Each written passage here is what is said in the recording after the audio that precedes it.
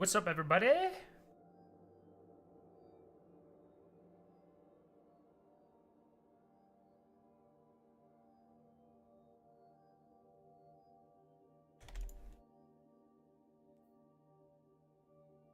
What's up, JEM? How you doing? How's your day treating you on Funny America Day? We're just vibing. Day off, you know. Just enjoying the, being able to sleep in an extra day this week. Stuff and such. What's a kilometer? Welcome, everybody.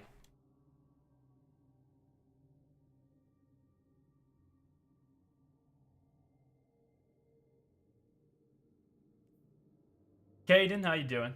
Solar, what's up?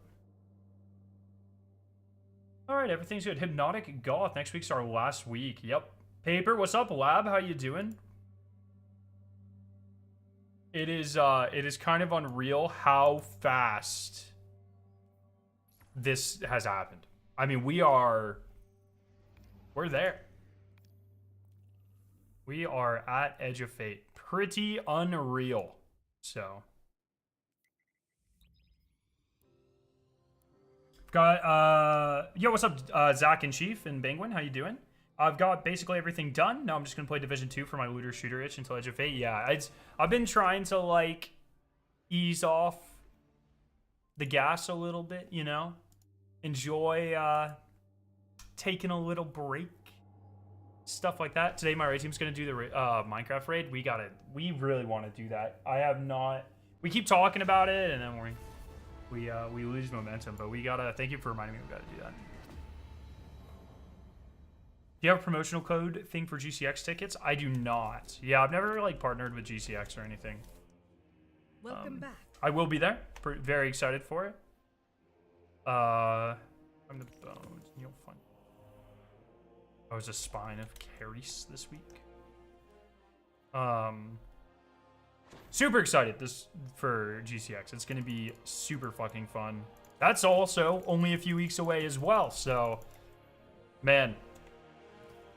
Time is flying.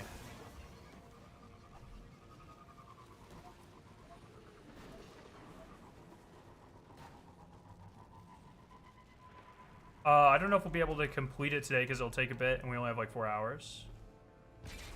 We can pick it up later on. Yeah. Shrimp, did we talk about doing the Minecraft raid? Were you down for that as well? Yeah. Go ahead and join, Shrimp. That's fine. I'm only doing it on 2 characters.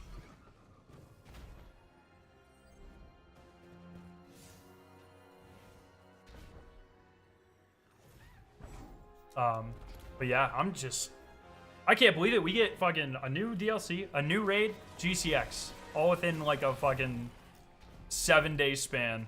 Well, 2-week span.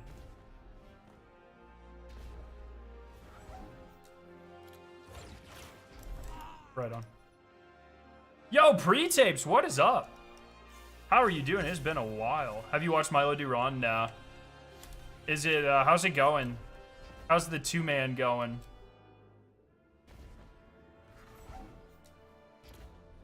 We'll find out sometime, Shrimp. We'll make it work eventually. I'm not too bothered. Like, I do want to do them. It's not super important that we do it before Edge of Fate.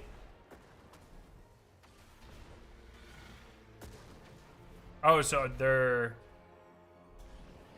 flying through it then?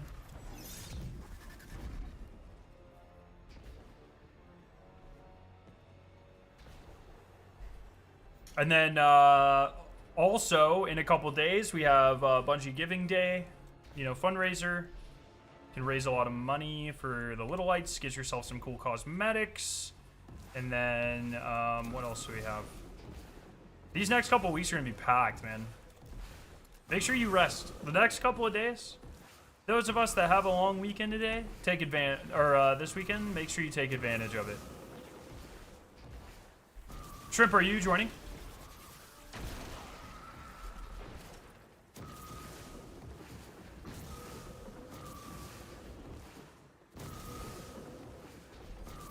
Tell your loved ones you love them.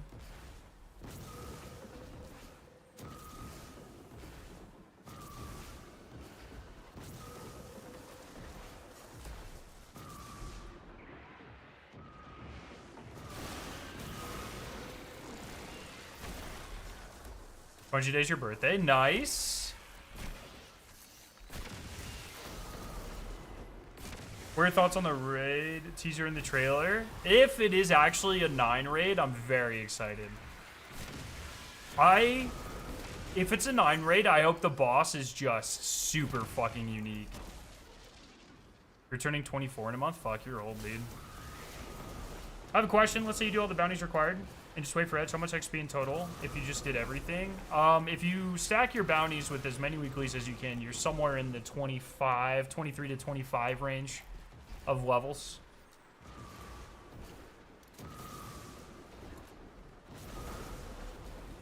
Depending.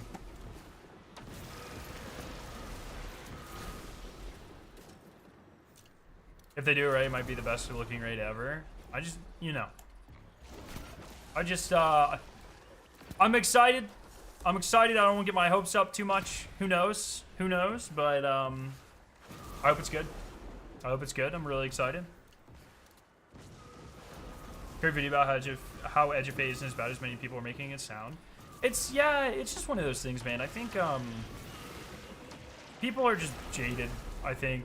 I think it just comes down to that, but...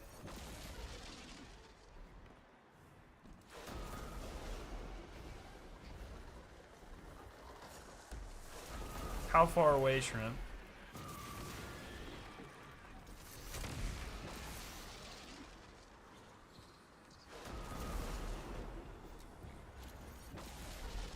Bro, we could have just ran it again.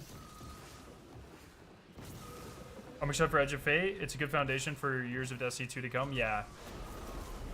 I'm, you know, same as always. I'm excited. I'm cautious. I'm nervous. I'm worried. I'm everything all at once. Scarrow, thoughts on hierarchy going from meme to dream tier? Are we like sure that hierarchy's gonna be good? I've seen the conductor in one of the trailers could be a raid boss. I mean, it's always a possibility. I would like a Maya raid boss especially if they did it right. Like if it was like crazy, you know what I mean? But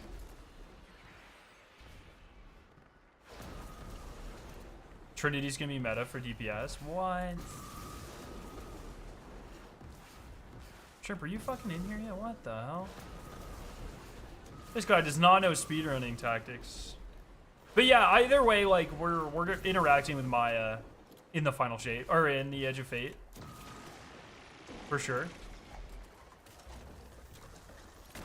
So, dude, what?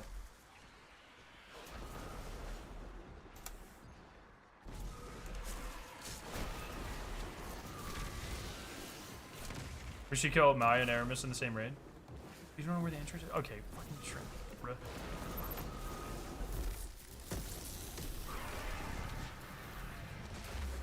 This fucking guy.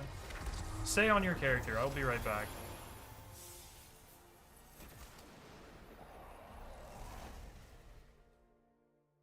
Oh man, so many washed Destiny gamers. Depending on how many rockets bows have that shoots 3 hours, that's spawning triple the amount of rockets could be crazy. Oh, do you think that's how it's gonna work? That's a fun theory on how that's going to work.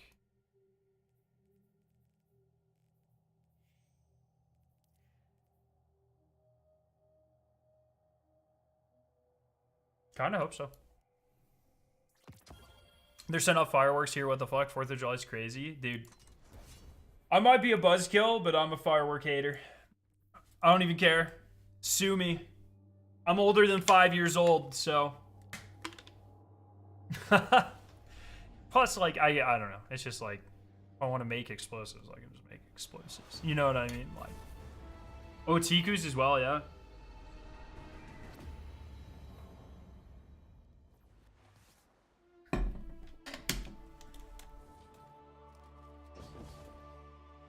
Still fighting the good fight, I see.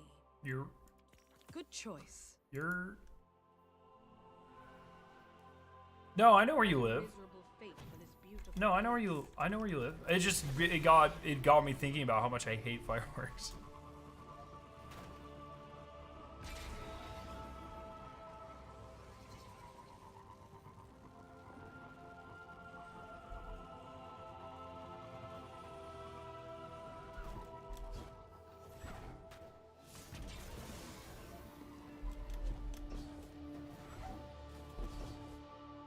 Imagine if the raid boss just panics. That'd be sick.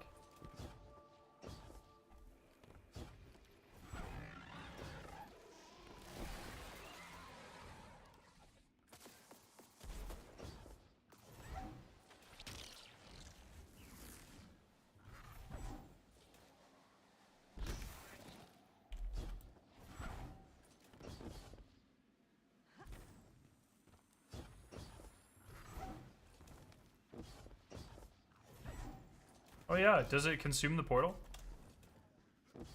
Huh. Alright, take us back in. New instance.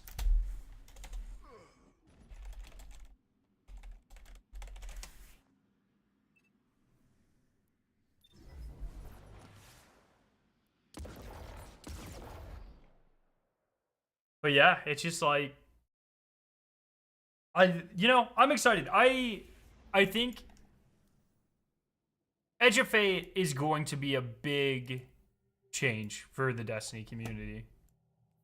We got a 5 out of 5 on voice file farming yesterday. Fuck. That's hot. Congratulations. Congratulations. I think it's going to be a big change for the Destiny community. I think a lot of people are going to be playing a lot less. I think a lot of people are going to be playing a lot more. It's going to be very differentiating. It's one of those things where it's like people that enjoy the game and want more grind. I think you're gonna have it.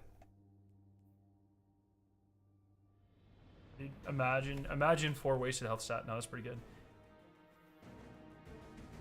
Unfortunately for me, Ash and Iron is where I'm invested in as a PvP player. What does Ash and Iron have specifically for PvP?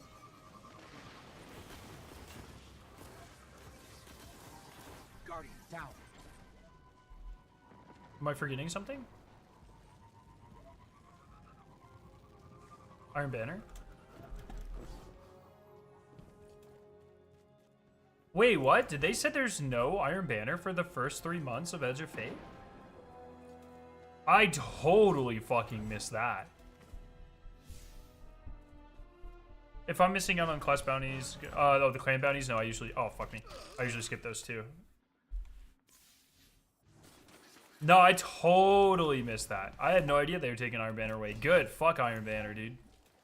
Iron Banner's awful. Hopefully when they bring it back, they make it a lot better. But I feel like I've said that every expansion for fucking forever now.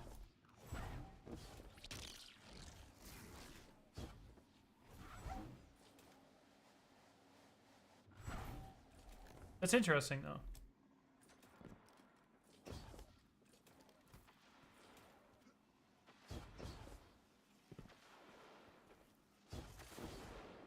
Do I not have a tincture pro? Oh, I don't.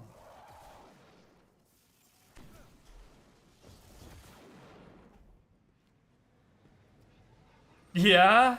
Yeah, Blue L?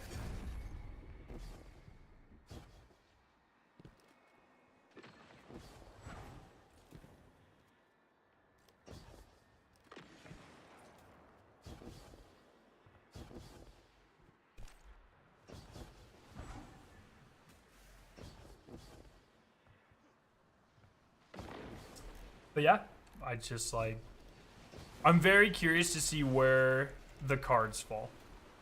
When we are into, like, this whole, it's a big swing. Bungie's taking a huge fucking swing, you know what I mean? And I still have my reservations about so much of the game being centered around light, oh, fuck off. Oh, double fuck, oh, triple, oh my god. Quadruple fuck off. That's insane. I have my reservations about the entire game being centered around grinding lights and what that's going to feel and play like. I'm a little worried about that for sure as a light level hater, but I think the way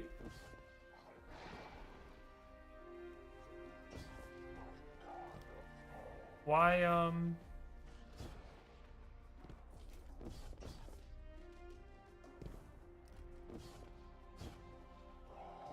oh, did you beat it?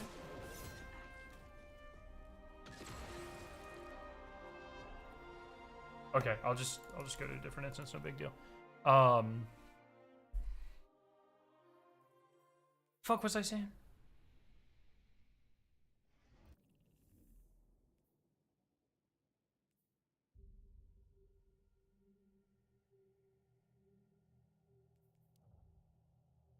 Oh yeah. So we'll see. We'll see what the game feels like. There's a very high chance Ashen Iron is mainly PvP based. I don't agree with that. So we shall see how the community reacts to that. I disagree with that assessment. But maybe. But I disagree. Just based off of the conversations I've had and what we know on the roadmap and stuff. Like, I feel like if it was going to be primarily PvP, there would probably be some maps coming with it too, which we know there's not. I don't think that's gonna happen. I've always wanted a PvP exclusive season. It's just never gonna happen.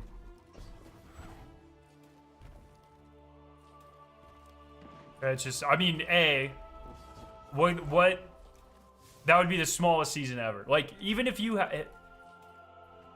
if you put everyone on Crucible or whatever, like, there's only so much they can do, right? There's not infinite Crucible content you can make. B, it doesn't make them any money. You can't really have a Crucible narrative like that. Like, that's just, it's not gonna happen.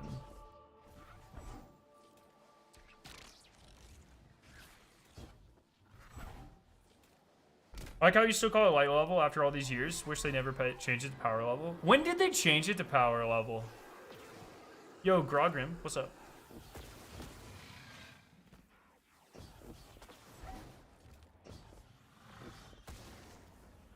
Do you have to pop this every fucking time you leave? That's really annoying.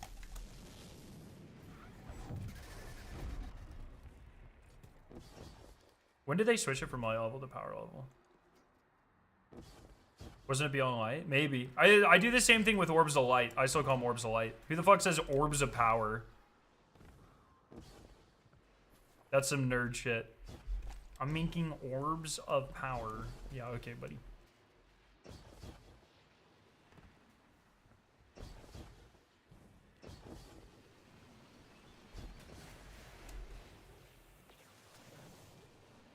I feel like Destiny 2 isn't difficult enough for PvP focus. The PvP has such a low skill ceiling.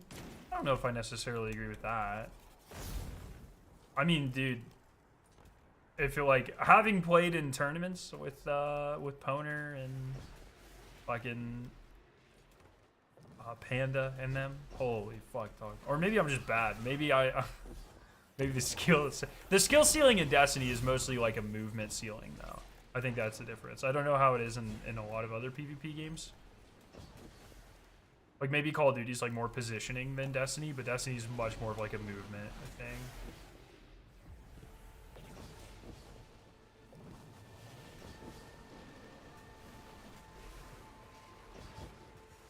Apex's movement skill? Yeah. Marathon's movement skill. I'll take that to the bank, dude. That's why I'm a glitch main.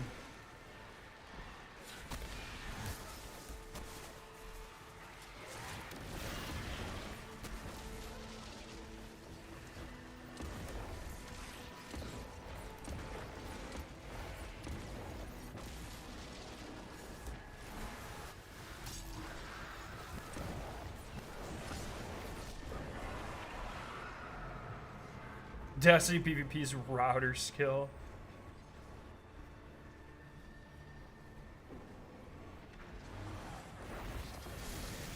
Alright, so that's those bounties. Let's go finish off some dailies on the Titan.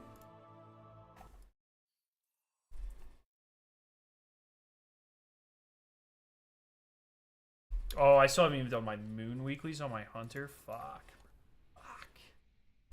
How many bounties am I on Titan? I think I did quite a few dailies on him. Yeah, I'm at 54. So just like six more dailies, and then Titan's done.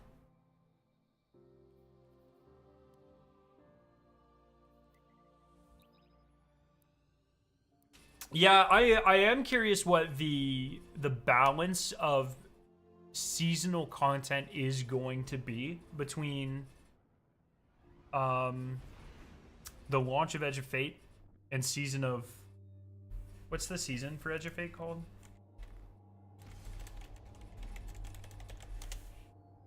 I keep fucking forgetting. Season of Reclamation. So we know there should be some seasonal content at the beginning. And then Ash and Iron is an Into the Light sized update. So what does that look like? With the Plaguelands coming back, it's probably not a full patrol zone. It's probably an activity. So we, you know, like an Onslaught style. Not that it'll be Onslaught, but it'll be like that sort of thing. Come now. Speak your mind. I find it weird. We haven't heard anything about Solstice. Oh yeah, Solstice should be. Surely Solstice will be one of the first few weeks of Edge of Fate, right? I didn't even think about that. Multiple super kills, precision kills, arc damage. Super. Solstice has bikini armor.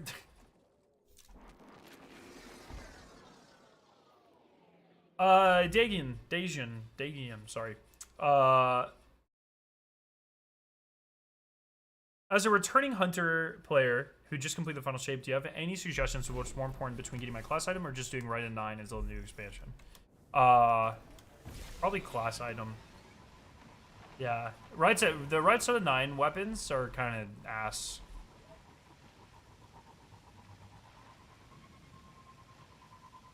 Garbage, what's up? Scare, I have an incredibly vague question about an unreleased Triumph in the Eternal Seal. Do you think they're still doing it? Yeah.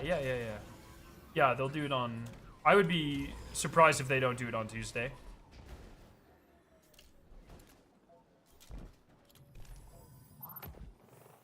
Yeah, I bet it's just like a final thing.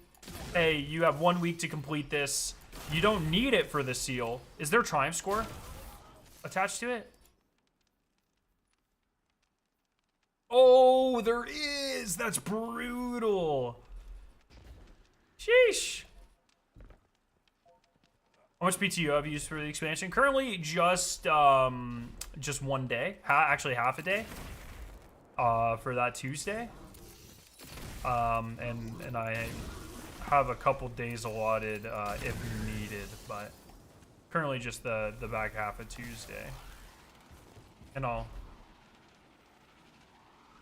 wake up early. Oh, getting Galley Catalyst. Oh, when did he say that he stopped playing? That's a good point. Yeah, if you don't have Hierarchy of Needs and Galley Catalyst, I'd get those. Navigator, I don't think will ever really be meta, but it doesn't hurt getting. I mean, it's not like it takes too long to get them, so. Do you know any exotic armor pieces I should go for instead, since I'm not getting full value from Orpheus Rig?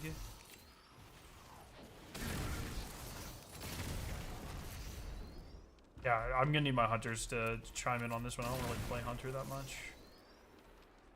It's called the Catalyst. Fair enough. Gat! Ace, what's up? Claude says, to be honest, I hope any additional seasonal stuff is tied to Kepler, like doing Echo stuff after Final Shape felt bad. I don't think it will be. I understand what you're saying, and I don't disagree. I don't think it will be, because Kepler is paid and the season is free. Can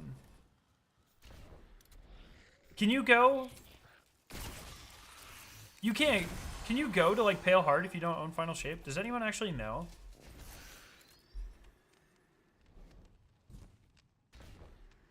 Did you see what Zur is selling? Yeah, Zur's selling. Oh, go. Whoever was asking that question, Dagian, go to Zur and pick up Choir 1.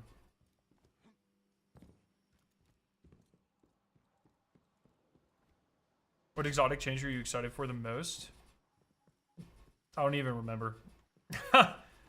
What's your way too early Super Bowl prediction? It's always the Bills. What is my... Starfire. I'm going Starfire. I was a big Starfire Coper back in the day. Not even Coper, when it was busted, and I fucking use that shit all the time. Yeah, he's selling Choir. which is crazy. They're just like, yep. And you can get it even if you don't own the episode.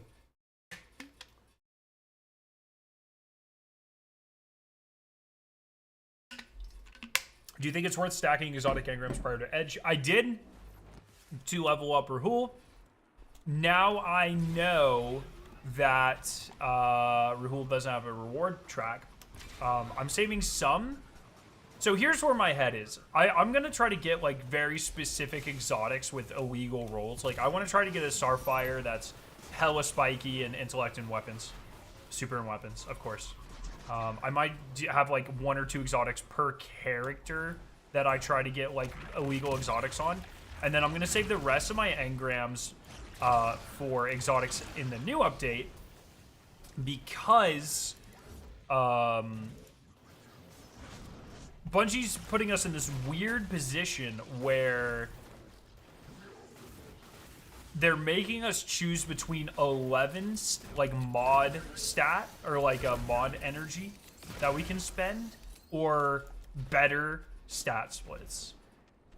And that's a very, like, if I'm thinking about a day 1 environment, what makes a bigger difference? Having 10 more of a stat or an extra mod energy so I can use like an extra resist or like a higher level resist or a higher cost resist or a higher cost, you know, an extra scav or whatever. You know what I mean? Like, I think there's a very strong possibility that 11th energy on a day 1 means a lot more. So that's kind of where my head is. I don't know if everyone agrees with that or not, but that's kind of where I'm at.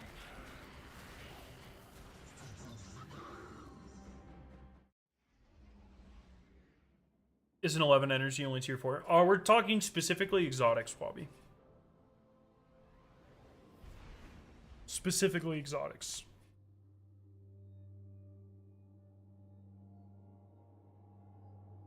How much XP should you have if you max bounty prep? Somewhere in the range of like 23, 25 levels. Somewhere in there. Depending if you're, you know, which XP bonuses you get when you turn them in and that sort of stuff.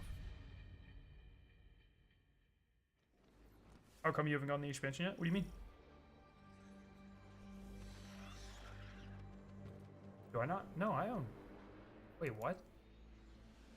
Can you tell I don't own it? Does this mean I don't own it? Wait, that's not... Is that right? I have a code. I literally bought the collector's edition. I have the code. I just might not have redeemed it yet. Wait.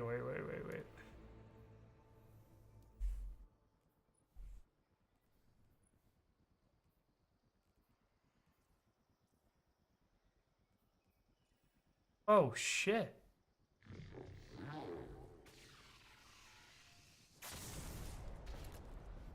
I didn't even fucking notice. I have the code. I can do that. That is very bad news. Please stop them. Huh. Good shout.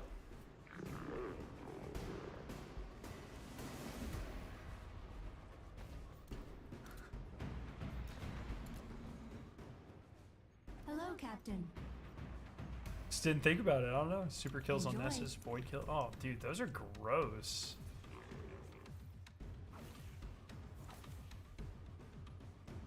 Be well. Oh, and there's not even a fucking... Are you serious? That's actually so funny. Good, good catch. Oh, I just need one of these. I'm just gonna do, yeah, no, I have it. Oh, then I do need both of these. Okay, super kills. You're no ambience in Marathon? It's weird because I know I've played with New Land Beyond. That literally just must be during my time at Bungie.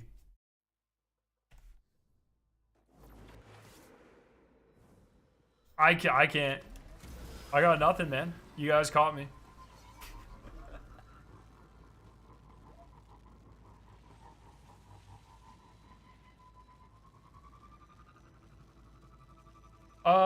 Super Axe Man, what's up? Sorry, one second.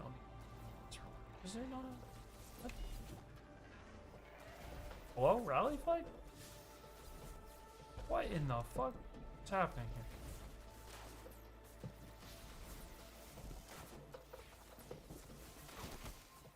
Bro, my brain's breaking.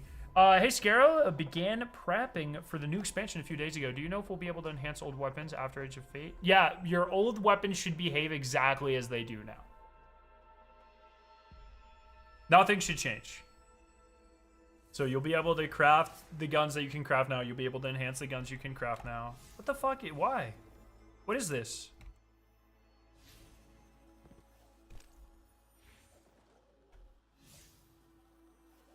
Did I forget how the game Destiny 2 works?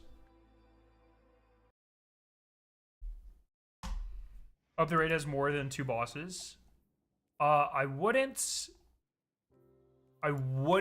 expect it, but I hope it does as well. Nessus just does that? Oh, no shot.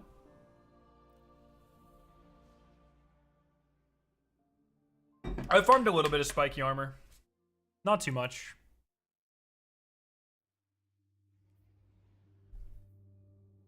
Yeah, how bad is this, Shrimp?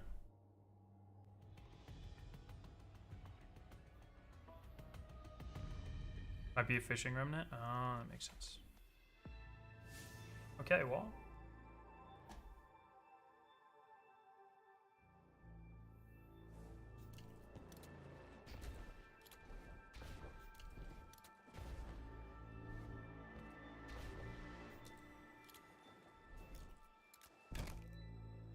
Do you think it's still good to farm the Vespers GL after the nerf? Oh, Velocity Baton? I still think it's going to be fucked, but we'll see.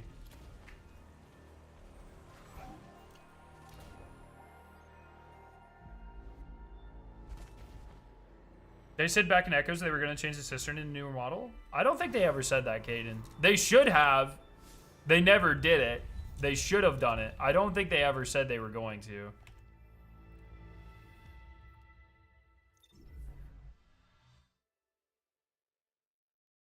The epic raid adding a 3rd boss would be sick. That's true. Actually, you know what? So I was thinking about this. Like the epic raid. I think the epic raid, the add-in encounter, I think has to be at the end. Because if you think about any other position. Okay, epic raid. You launch in for the world's first race. Oh, they added a new encounter. It's the first encounter. You know, no hype. Oh, they added an encounter after 2nd. So there's a new 3rd encounter. And then it's like, oh, but now you know exactly what's coming. I feel like the only way that this works, like, in a very effective way is to add another encounter after final boss, right? And it's got, and if it's the same thing, if it's anything, imagine they add like a 3rd encounter and it's a fucking puzzle encounter. You know what the hell is happening? It would just feel bad. It would just feel really bad. I think if it's any other combination other than a new final encounter with a new boss, I don't think it'll be I'm skeptical.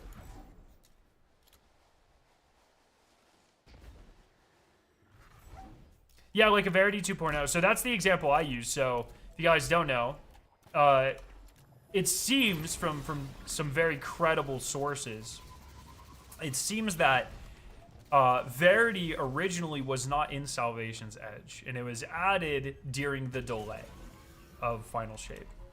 Now imagine, say that's your framework for raid, epic raid. So Salvation's Edge comes out, doesn't have Verity, it's just 4 encounters. 1st, 2nd, 3rd, Witness. And like, okay, that's a fine, that's actually like a significantly worse raid, actually, because half of it's the same encounter with 1st and 3rd. But imagine that. And then you do, there's another world's first race 3 months later, and all that changes is they add Verity. It's like, ugh, I don't know about that. I don't know about that, man. I don't really like that. Pure Cope at the Epic Raid just teleports you to the start of the Wrath of the Machine. Pure Cope is an understatement. One second. What's Milo doing here? How long do you think it would take for them to add more archetypes for armor? I'm hoping every expansion. That was not the main thing. We just couldn't figure out the mechanics, which happens. Yeah. You couldn't figure out the mechanics. I couldn't figure out the chest, apparently. Like...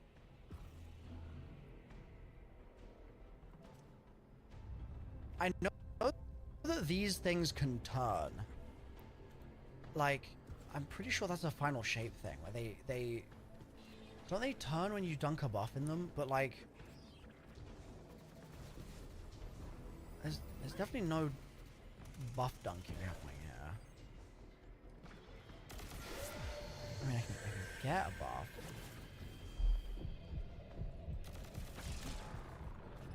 He's been at this puzzle for 50 minutes? No shot, dude. I've got like 100 free vault spaces. It'd be fun if it's like another ambush encounter. You beat a final boss, goes for a chest that spawns, then you open it for another boss spawn, now you have to kill it. Oh, that would be awesome. I like that idea a lot. There that I've missed. I can get light.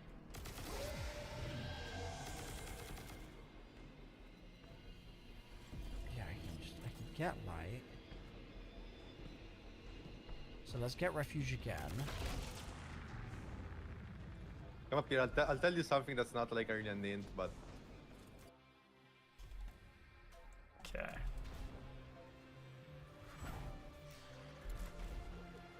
I'm excited for Edge of Fate. I'm deciding I'm going with my Warlock. Nice. Nice. How many bosses are you open for in the new raid? Yeah, I agree. I agree. I think a reasonable expectation for me, what I consider reasonable, 2 bosses in the default, 3 bosses in the epic. But I would be very happy with 3 and 4. I would be ecstatic with 3 and 4. Don't think it's gonna happen, but that would be incredible. So I'll just hit him with the troll, huh?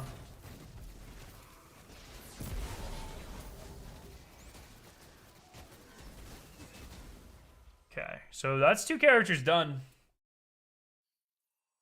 So now on my hunter, dude, I've got a lot of bullshit to do on my fucking hunter, man.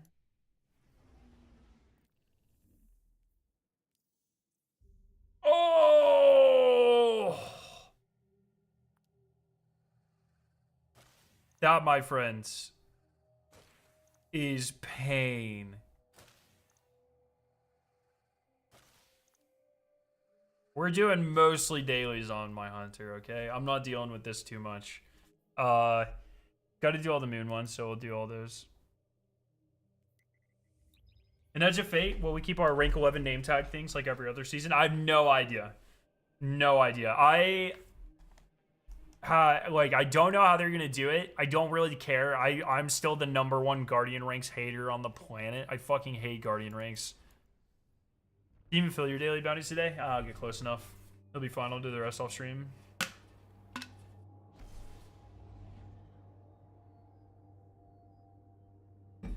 Oh, what's up, Sidekick? Hopefully your bounty prepping is going pretty nice. If the conductor floats away again after the end of the normal raid. Can you imagine? That would actually be super fucking funny, though. The fight continues.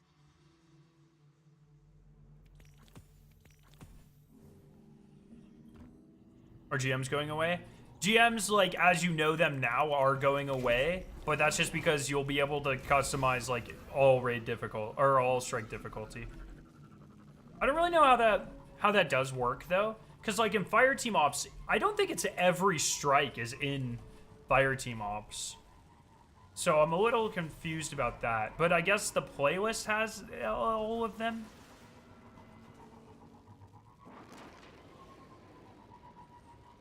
I don't think Maya will be the raid boss, and if she is, I think it'll be her empowered by the 9. Does she need to be empowered by the 9? She has an Echo.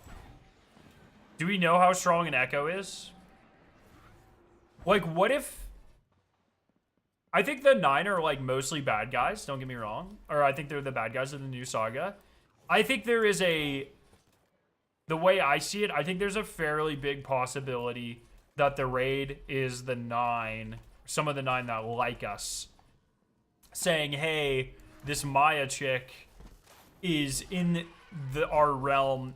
She's got this echo. She's fucking shit up. Go kill her. And that's what we go and do. I think that's kind of the vibes I'm going for.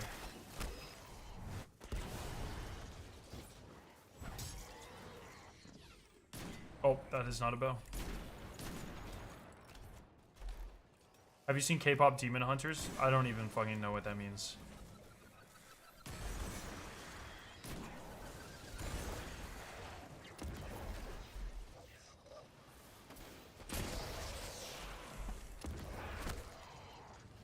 Just saw you on Nessus. Have a good stream. Yo, what's up, Trunks? Thank you very much.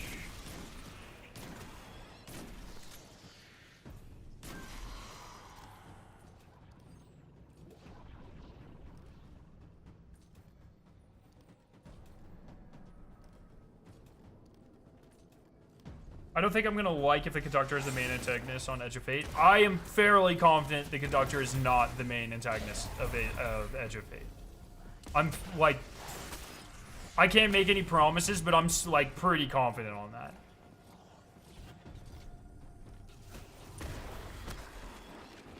I think it echoes insanely strong, but I don't think it's a make or break thing for us considering they've just... Oh yeah, I guess we have defeated them. That's a good point.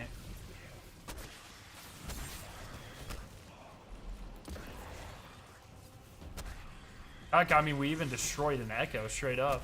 Echo's kind of weak, actually.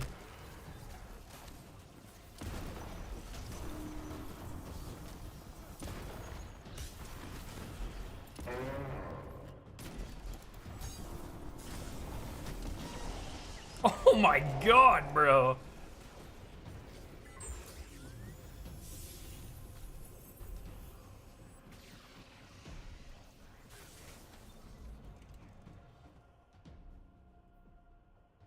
So if you come up here, Yeah.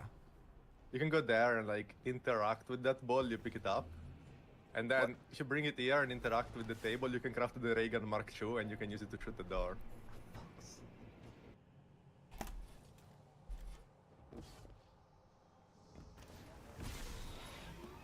I think the Archon Prime guy will be the big antagonist of the campaign.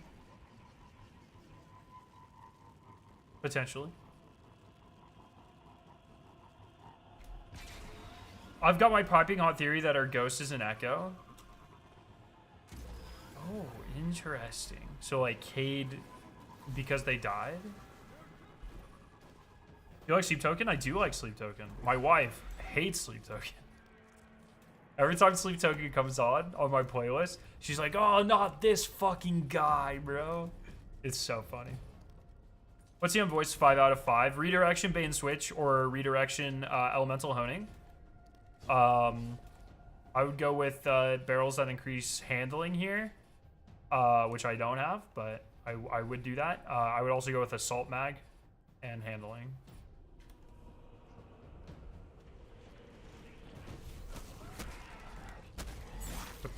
What Sparrow is that? This is the new Trial Sparrow.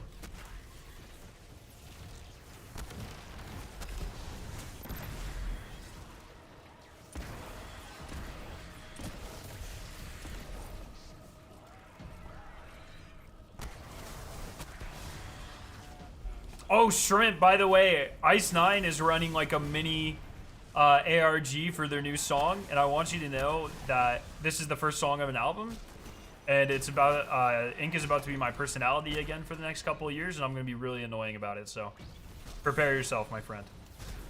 If you watch the OG ending, you see our Guardian literally making our Ghost and Echo. Oh, I have seen that.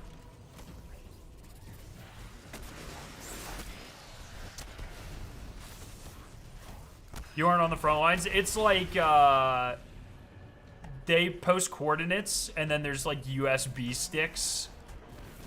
I'm not near any of the cities, but each of the USB sticks has one of the tracks of the song. So like one will have like the guitars and one will have drums. I think we're just missing 2 USB sticks, but I think the song comes out next week anyways. So, but I'm super excited. It seems to be Matrix themed, which is interesting because that's not a.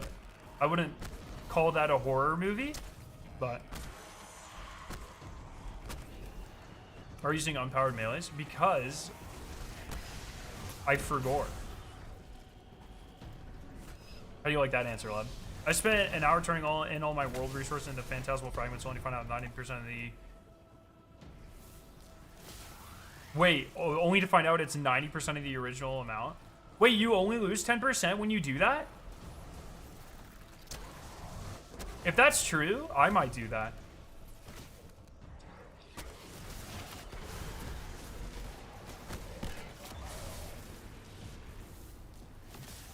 Oh, you lose 90%, then not worth.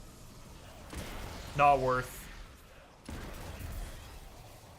Bro, this boss is about to get fucking gunnied.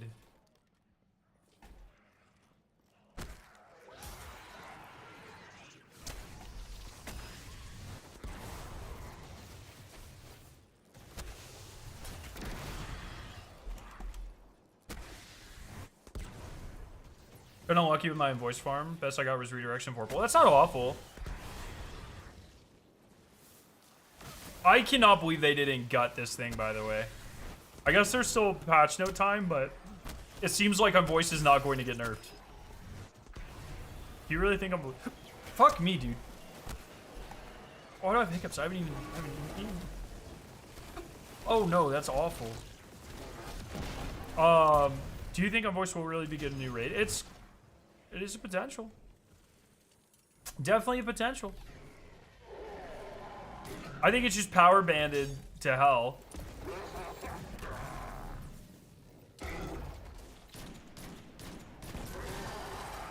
Right now, so if I pop Transcendence, I kill him in like 2 shots. I didn't even think about it.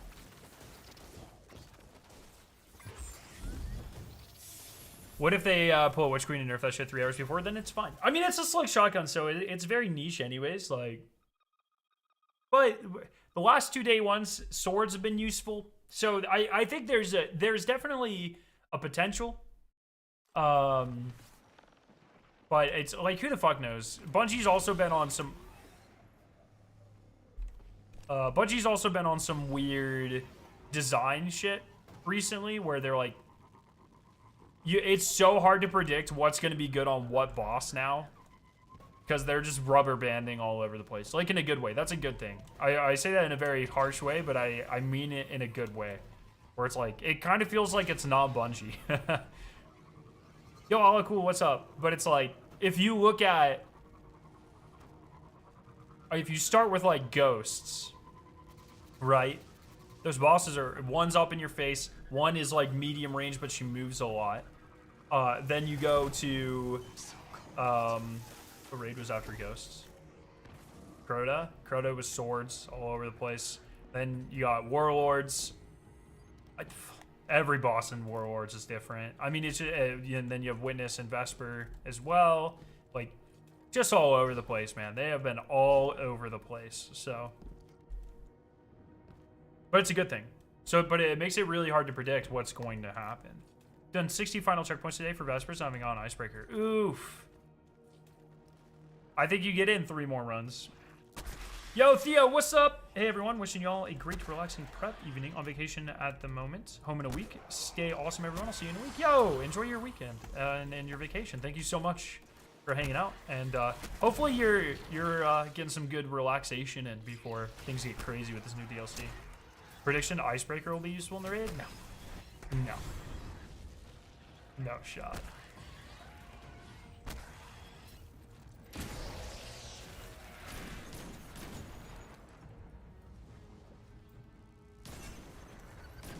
Oh, right on.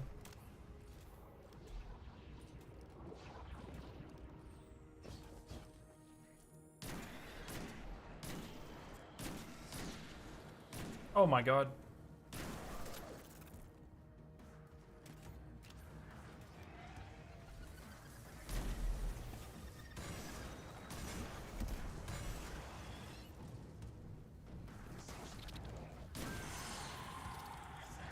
Oh, bro, what is this PvP? Why are my targets moving? Disgusting.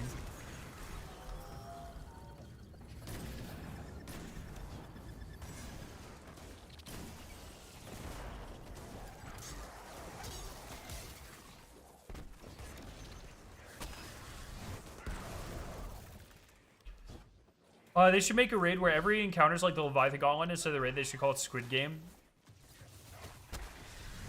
Sometimes I get to the end of the comment, I'm like, man, did I really spend... That's like... I've spent a legitimate, ridiculous amount of my time reading the most unhinged comments you could ever think of. Yo, Lorchan, thank you so much for the prime, my friend. Are you hoping the raid's gonna be crazy hard like Salvations or more something like Vow? I think somewhere in the Vow Crota end is a reasonable expectation. I don't think Salvations is a reasonable expectation, but could be wrong. They should make a raid with 10 encounters. Thoughts? Good luck. Yeah, if we're only getting one raid a year, how about they just make it twice as long? How do you think about that? I always find it so surprising how much of the community just adores Vow the Disciple. I think it's fine. So many people seem to think it's like top 3 best raids, top 5 or whatever, you know, like one of their top, and I just find that so surprising.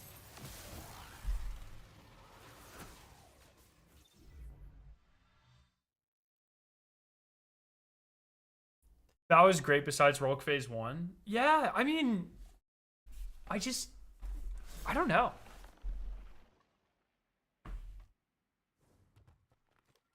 Everything in Vow before Caretaker. Yeah, that's a good point. Well, you say before Caretaker. I like Acquisition. I think Acquisition's fine and actually can be kind of fun. God, the Barge fucking destroys that raid. I think the Barge and Rolk kill that raid for me pretty hard. Specifically the first half of Rolk.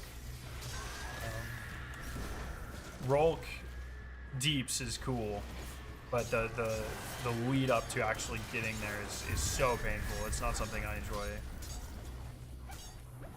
Split! That's right.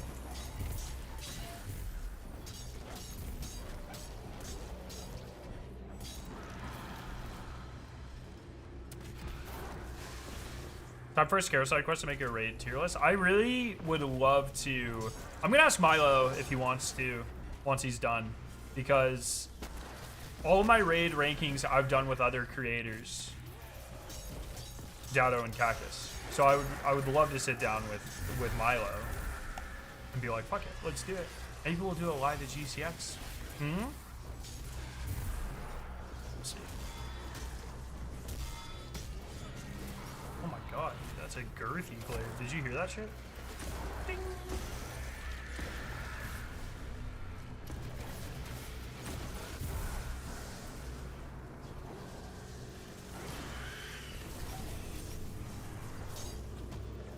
Oh no, I'm bad.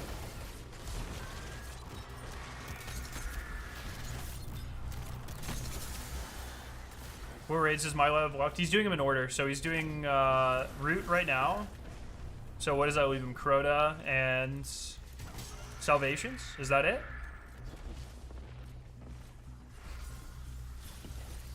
I think $40 was too cheap for Witch Queen. Should have been 60. All right, calm down. Calm down.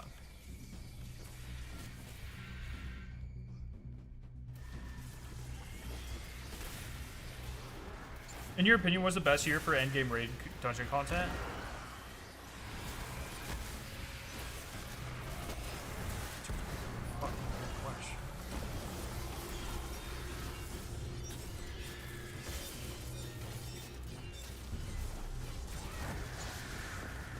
I mean, like,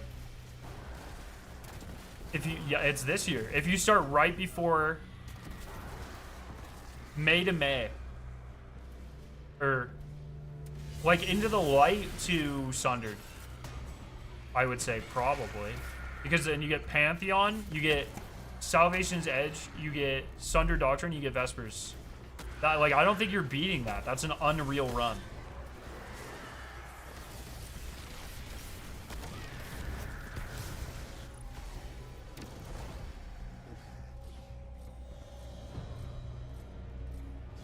Destiny 2 year 1? No, I mean, that's just Levy. That's just literally Levy Eater Spire, right? Like, I think there's an argument. The only other year I think there's an argument for is Forsaken, where you get Last Wish, Shattered, Scourge of the Past, Crown of Sorrow. I think that, I mean, that's a legitimate contender.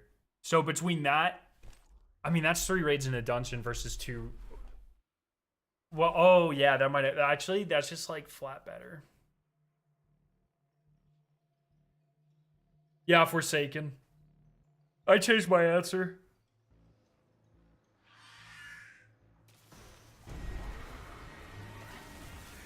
Yeah, I changed my answer.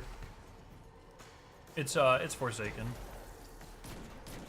Followed fairly closely by this year.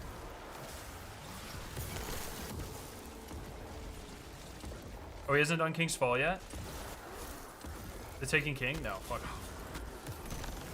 Has Milo done taking or King's Fall? Yo, Grogrim, thank you for the raid.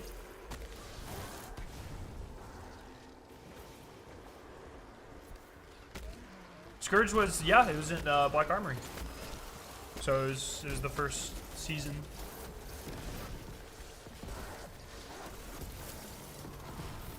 Yeah. I'm gonna have to give it to Forsaken. I say this about raids all the time. There's not a lot of things in Destiny that make me favor quantity over quality, but when it comes to raids, I think I favor quantity over quality. In the sense that even the worst raid that Bungie's ever put out, Vault of Glass. You like that?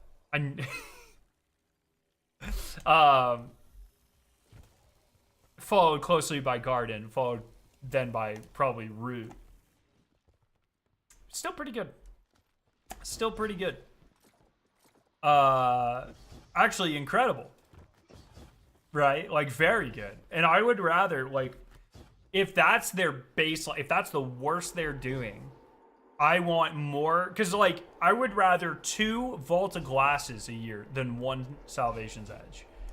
Because while Salvation's Edge is fucking awesome, I personally get way more enjoyment out of the first couple of weeks of a raid when you're figuring out all the strategies and you're solving the puzzles and the secrets and you're farming things. And that's not really dependent on how good the raid is, necessarily. So I would definitely rather 2 mid-raids than, like, 1 amazing raid. You get to play the national anthem for a pro baseball game? Nice! Best of luck! 2 Eater of Worlds a year or 1 Vow of the Disciple? Yeah, 2 Eaters of World. 2 Eater of Worlds a year. Yeah. Well, wait. Eater had 2 weapons. No exotic. Okay, 1 Vow. 1 Vow versus 2 Eater. Now that I think about it, because there were no puzzles, there's nothing to farm. Eater was truly like a couple week experience. If you were to replace Eater with like a modern dungeon, if you were to ask me like 2 Sundered or a Vow a year, I think I'm taking 2 dungeons. Maybe, I don't know. That's a hard one.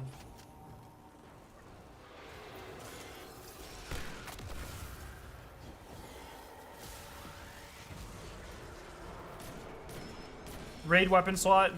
Oh, raid loot makes or breaks a raid. I don't really agree with that. I think there's a lot of raids that don't have great loot. I think King's Fall is a good example of that. Still a pretty good raid. Salvation's loot even is like... I'm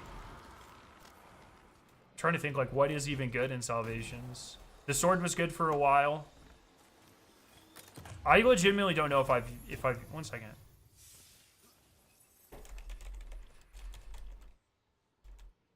For me, this is obviously for me.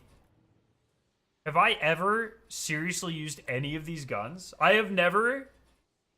Yeah, I mean, I would be very surprised if I have more than a collective 100 kills with every single one of these weapons, including Euphony. Like, Salvation's loot's kind of mid. I'll say it. I'll say it. And it's like, I still, and you know, the different things matter to different people, right? But for me, loot's a decent one, especially for like replayability and stuff. But to me, like, I even take something like Deep Stone, right? Like, loot is only important for the first few, maybe months of a raid. But replayability years after the fact, loot doesn't matter at all. You know? And that's like, when I'm running a raid 100 times and loot only matters for like 20 of them, then it ends up mattering a lot less to me. Does that make sense?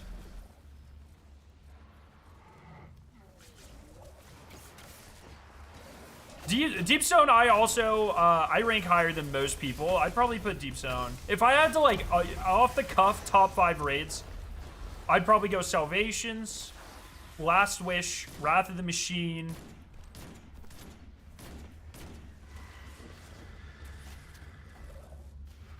I might put Deep Stone next. I'm trying to think, like, what else do I genuinely, like, if you were like, hey, let's go run something. What else am I running right now?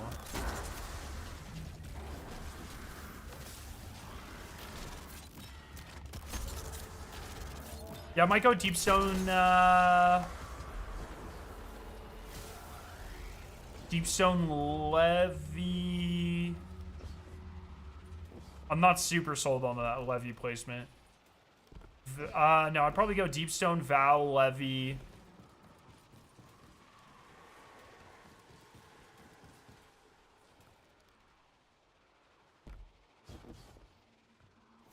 That's a hard one.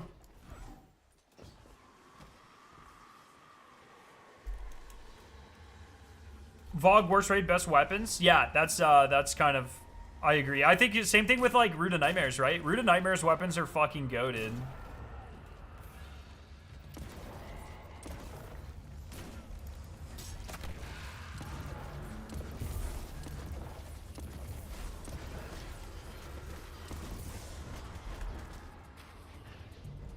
More. Oh my god. All raids need to have spoils regardless of weekly rotation. I agree. I think Scourge is towards the bottom of the list for me. I'm not a big Scourge fan. I think Spire's hard because I really like Spire a lot. I think if Spire came out with modern mechanics, it would be towards like the very top of the list for me. But I'm just like, I really just like Valkor. That's like, I think Valkor is one of the best raid encounters.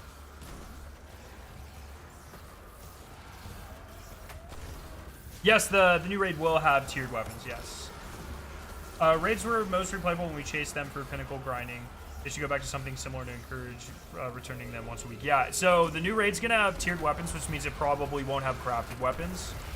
I would also, like, I think it sounds like they're really leaning into the epic raid. So this is a little bit of copium, but I'm very hopeful that the new raid has like something like shiny weapons as well, in terms of for epic mode only. Like if Kepler has an enhanced set of armor specifically for higher difficulties, surely the raid does. You know what I mean? So I've got high hopes for restructuring of raid loot, but we'll see. Does that mean we have to get lucky with tier 5 raid loot and correct perks? Yeah, that is what that means, and you will likely not be able to get them until epic, probably.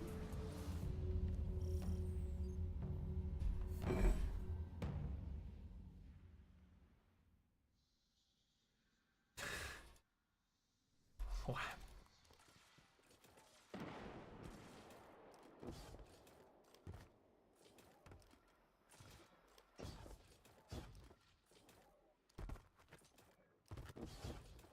I'm gonna just keep loading into this, get a quicker run.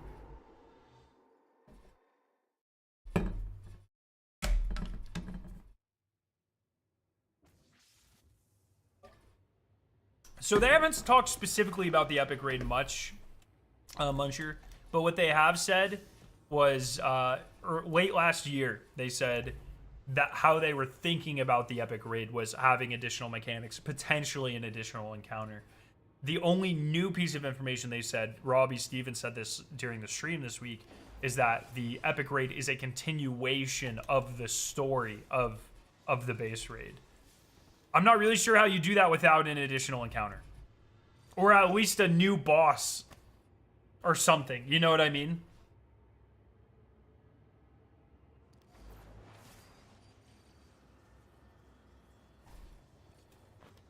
Do you think Toys for Bob will bring back the Dark Trilogy of Spyro?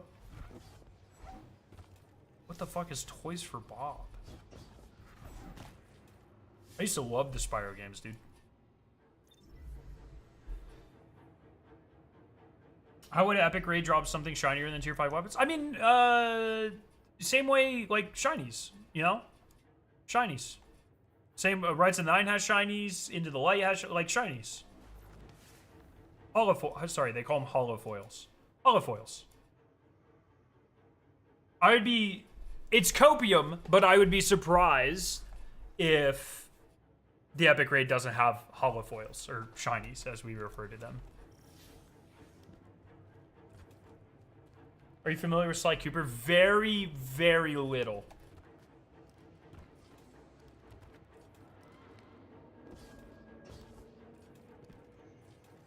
Whew.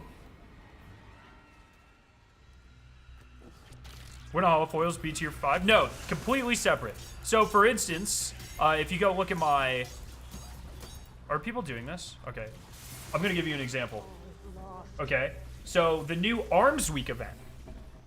Okay, this is a new... It's like heavy metal. It's a week-long event that'll appear periodically throughout the season. It will have tiered weapons. It'll have tier 5, so up to tier 5. You see this is a tier 3, and it will have shiny weapons. So this Faux Nutria Fera is shiny. It's got a holo-foil skin. Very unique. You can tell it also has like the holo-foil Pokemon card thing as well going on there. There's also a trace rifle that I show at some point here that also has a shiny skin on it. So they're still doing holo-foils. In fact, they're leaning into holo-foils. We know Solstice is going to have unique holo-foil. They've already showed it. Solstice, holo-foil, Destiny.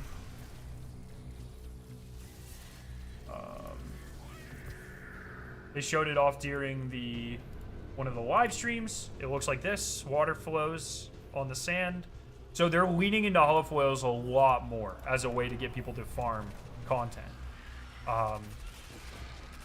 And I hope that translates over to the raid as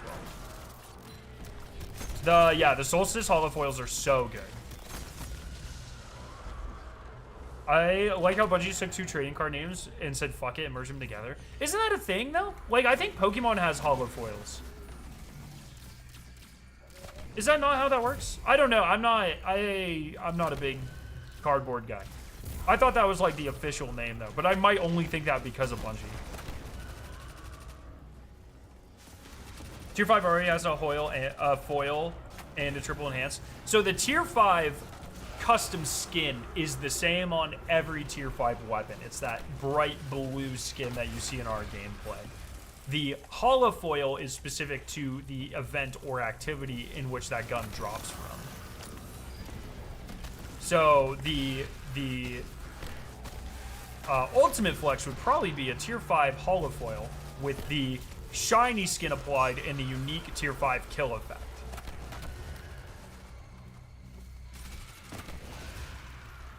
Never combine. Oh, fuck, man. I don't know. A bunch said screw it. Fair enough. I can't believe they didn't just call it shiny.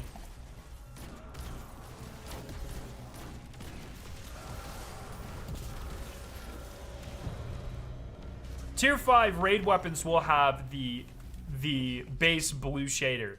What I'm asking for is additional holo-foil style, like shiny weapons, like Rides of the Nine, specific to the raid activity.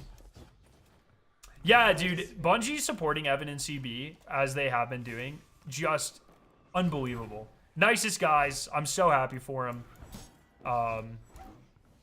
That's awesome. That's so fucking cool. Oh, did I complete it? Oh, I completed it. Fuck yeah. Alright, Nightmare House. What do we got? Tanics. Oh, Gall's a good one. What was the name for the new light shiny weapons? I think they were called holo-foils. I think they still call them that.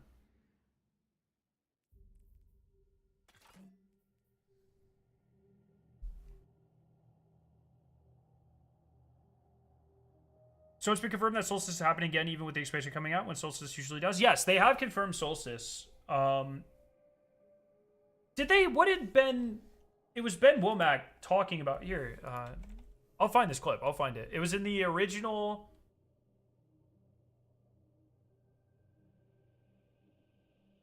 Destiny 2. Let me find it.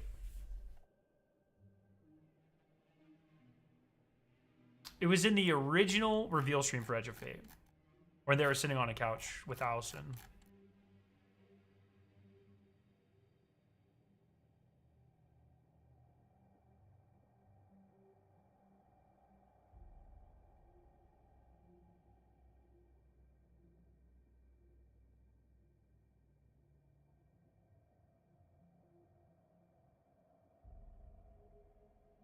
Should be here. Where's the, oh, I should probably go to live.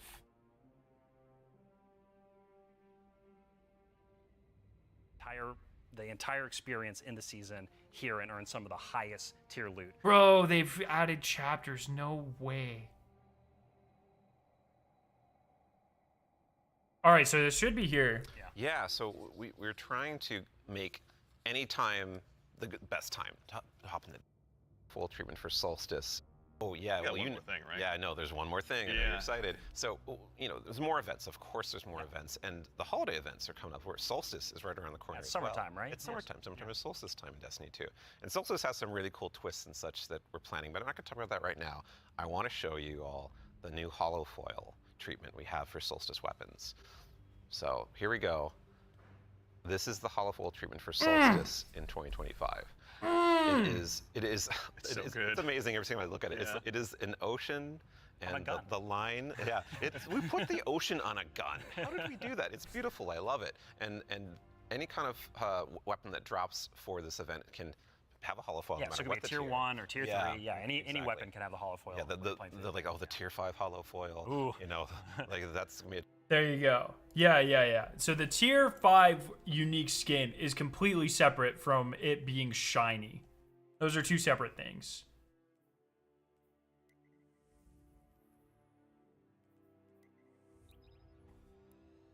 That is a really fucking good one.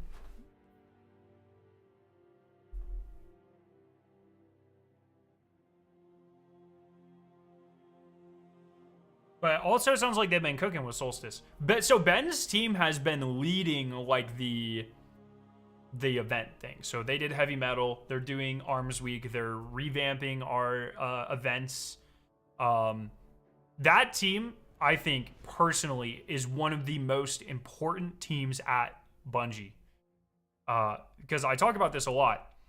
The expansions are cool, but they usually only last a couple of weeks, right? Like Edge of Fate will come out. That's like 3 weeks of content for us gamers, you know?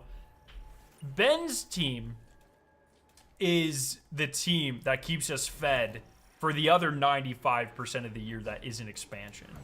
And that is so important in a game like this. They probably did Rights of 9, or at least like helped direct it. You know what I mean? Like that sort of stuff is all that team, or the people that kind of work under his purview. And I think they're just so important. I need to know how tier 5 works for comp drops. So like, do I get god rolls early on? Am I gonna have to regrind that shit when they're not time gated? Yes, probably.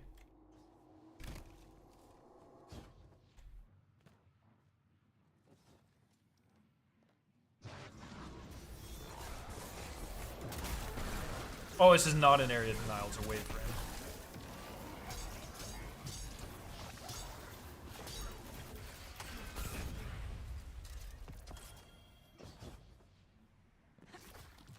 You ready for form GM Bonfire Bash? Fuck. Okay, I hope they upgraded it to something more interesting. We'll see. We'll see. Temper expectations, I guess, but at least we'll have something. Even if it's an awful activity like Bonfire Bash, at least we have something cool to farm for. You know what I mean? At the very least, that's cool.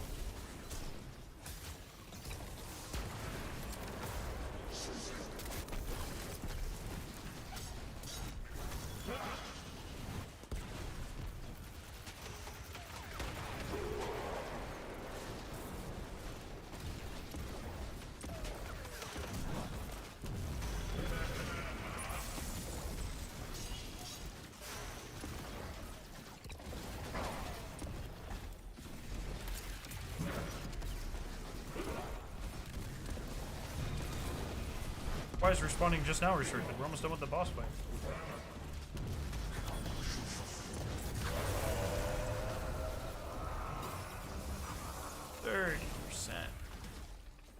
Are you throwing if you don't have a soul mag on your own voice? Nah, you're fine. Nah, you're fine.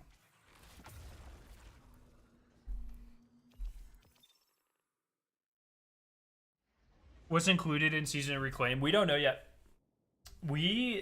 So, I mean, this is normal. This is not anything new. Usually on an expansion season, they don't talk about anything until the week before, or in the case of Final Shape, the week after. So, the expansion launch. So, I would be very surprised if we find out anything about Reclamation before Tuesday, or even before the launch of the DLC itself. So, I think for Risen, it was morning of. What expansion was that? Yeah, like Lightfall. I think we woke up and we had that trailer that morning, maybe? So. Really hoping HFA has some substance to it. So far, the streams have just shown outside of some weapons and armor, a lot of free stuff. A little concerned I'm getting shoved to buying right now. I put a video out on this Starboy. And if you, like, look at previous DLCs, the video and the comparison I use in the video is Witch Queen. It's actually like what content we know is coming for the price tag is actually not that much different than like Witch Queen came with.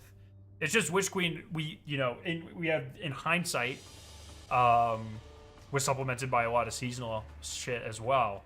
We don't know what that looks like for this. I have no idea if Reclamation's gonna have content on launch, if it's the week after, if Reclamation is like not really anything but an awards pass until Ash and Iron. Like, we just don't know. So they are seemingly putting all the seasonal eggs in Ash and Iron basket. I wouldn't necessarily say that yet. Like I said, it is the norm for us not to have heard anything about this season until like right now. Like that is they've been doing that since, I mean, like, as long as I can remember. I don't think they revealed Season of the Hunt early. Maybe they did with the Crow thing, maybe a week early. Witch Queen, what season even came with Witch Queen? I don't even fucking know. Like I said, I think Risen was day of. Defiance was, I think, like, it was after the raid. It might have been the following Monday or Tuesday. It is super normal for us not to know anything about the season.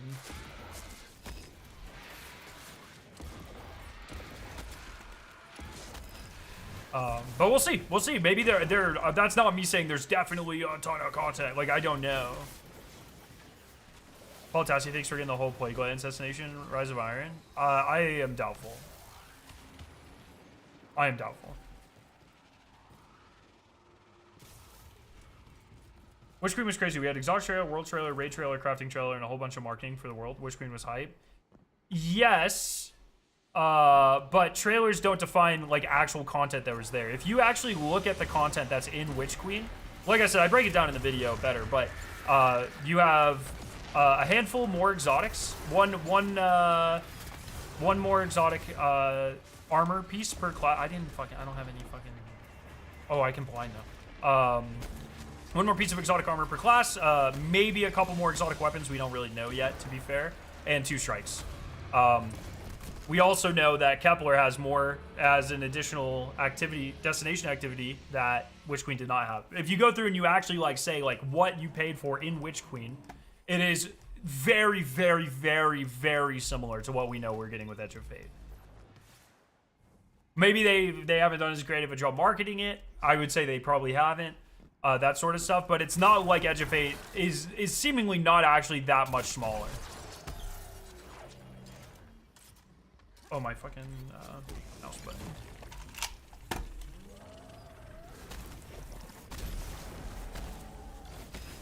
Bro, can you get, like, blinded or some shit? Please.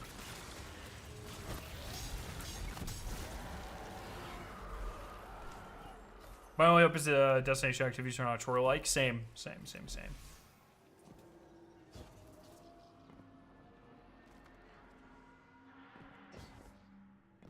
I love how he wrote a comment about the paid content in Witch Queen. The first guy says you miss crafting. Yeah, a lot of people were saying, even though I literally address crafting and 3.0 in the video, people just like to comment before they watch. Or they don't watch the whole thing. A little frustrating, but, you know, is what it is. At Crocs, give me a summary of this video.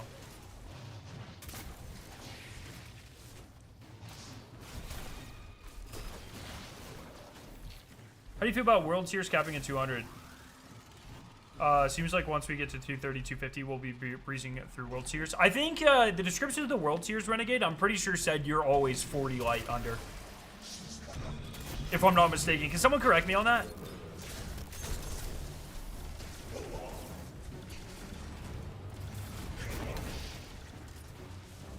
Any idea about the final triumph in the Eternal Seal? Yes, it is a raid gauntlet mode. It should be available this upcoming reset. Or a dungeon. Sorry. I'm so sorry. It's a dungeon gauntlet mode. We don't really know what that means. We don't know if it's just the bosses, if it's all of the dungeons put together, but it should be available this upcoming Tuesday. We also know there's the additional loot area within the Spire that we haven't been able to access yet. I assume that is the reward for the gauntlet. What's up, Scarrow? Did you check out the new Fit for a King single last week? Yes! Probably my favorite on this upcoming album. I would say my favorites is probably No Tomorrow. That shit is fucking crazy. Oh, it's so hard. All 4 of the singles. And even the what was the single before? Oh my god.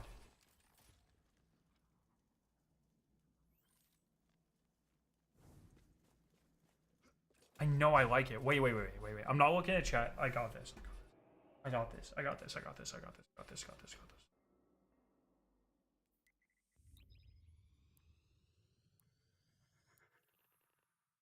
No fucking way. Oh, asking questions?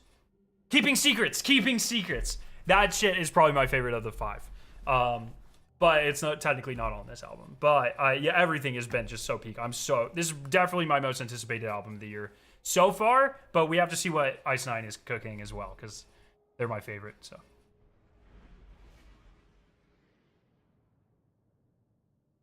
What happens to all current raids and dungeons as they don't seem to be in Portal? You access them the same way you do now.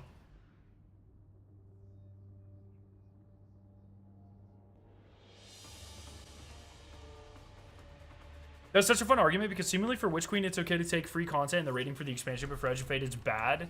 It's so weird.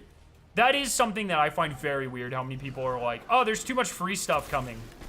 It's like, then don't pay for the DLC. You know what I mean? Like, that's fine. If you, there is objectively a lot of free to play stuff happening right now. It's I think it is the most we've ever had, without question. I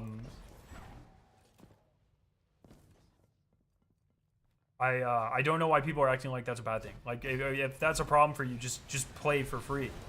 You know? It's a very strange thing to complain about. Or if I get people saying like, oh, there's not as much paid content, but like there also is. I don't know, man. It's like, I feel like a lot of people are just kind of burnt out, and that's fine.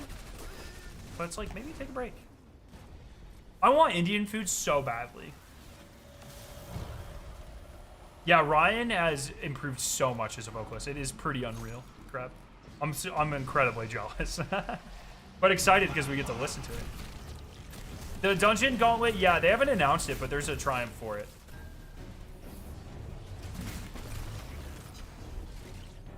I'm curious also how much they are keeping secret. Like, they were saying they wanted to keep the destination activities secret.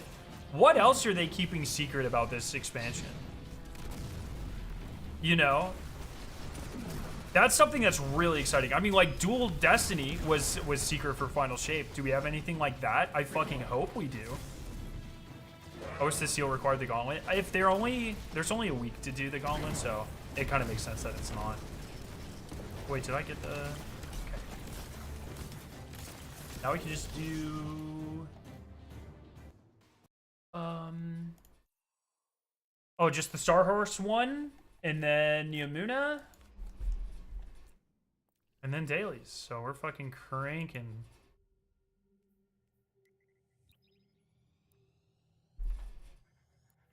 With the changes to Nightfalls, how do we go about farming a certain weapon? I don't know if Nightfalls are going to have a certain weapon anymore, Renegade. But if you look at the portal screen, every day, the specific piece of, like, some activities get a specific piece of loot that you're focusing. So, and that rotates daily. So, like, oh, the shotgun from the portal, or a specific world drop shotgun might be focused from this activity one day, and it'll be on that activity the next day, you know? And so instead of farming, like, GMs for a specific set of Nightfall guns, I think there are going to be a lot of potential guns or gun types that you are focusing an even wider variety of activities for. It's pretty exciting. Do you think Bungie actually cooked hard for Edge of Fate content-wise, but it's just keeping it secret to genuinely surprise us? I think that's a bit copium. I mean, you still have to... You have to keep in mind, they have lost a lot of people. You know? They've been very open that this is a smaller DLC. I think this content is still going to be very good. Do I think it's going to be Edge or Final Shape quality? No. I mean, like, it took us fucking 10 years to get something Final Shape quality. You know what I mean? Like, I think they've set their expectations. Rise of Iron, Shadowkeep, very different expansions. But that's kind of where I am. I think it'll be good. I'm excited to see it. It'll be a classic expansion where it's a campaign and a destination and a raid. I don't expect anything to blow my socks off in terms of extra content. I'm also not going to sit here and call it the worst thing ever. You know what I mean? I think it'll be exactly what we expect. But that's exciting. You know, so I'm excited to see how their new take of this and their renewed focus on the hobby game and the core part of the game that's not part of the expansion. But we'll see. To you live from a fractured reality where time itself has no meaning. Any ideas on how to do the weekly clan bounty of doing seasonal activities? We did. We loaded into the Nether normal and just did the first area and then left. Every area is 10%, so if you just do the first area and re-queue, you just have to do it 10 times.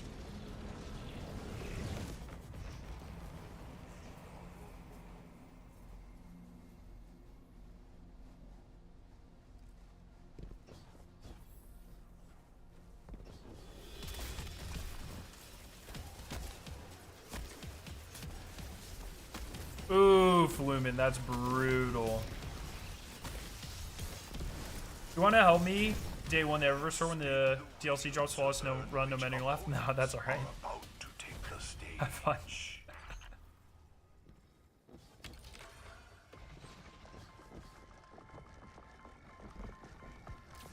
I wish they made Destiny 3 when Beyond Light came out, which would allow us to play Destiny 2 pre-Beyond Light. I don't think it's like easy to say that, right? But you have to think, okay, so if they reinvest into Destiny 3 at that point, what in Destiny 2 doesn't get made?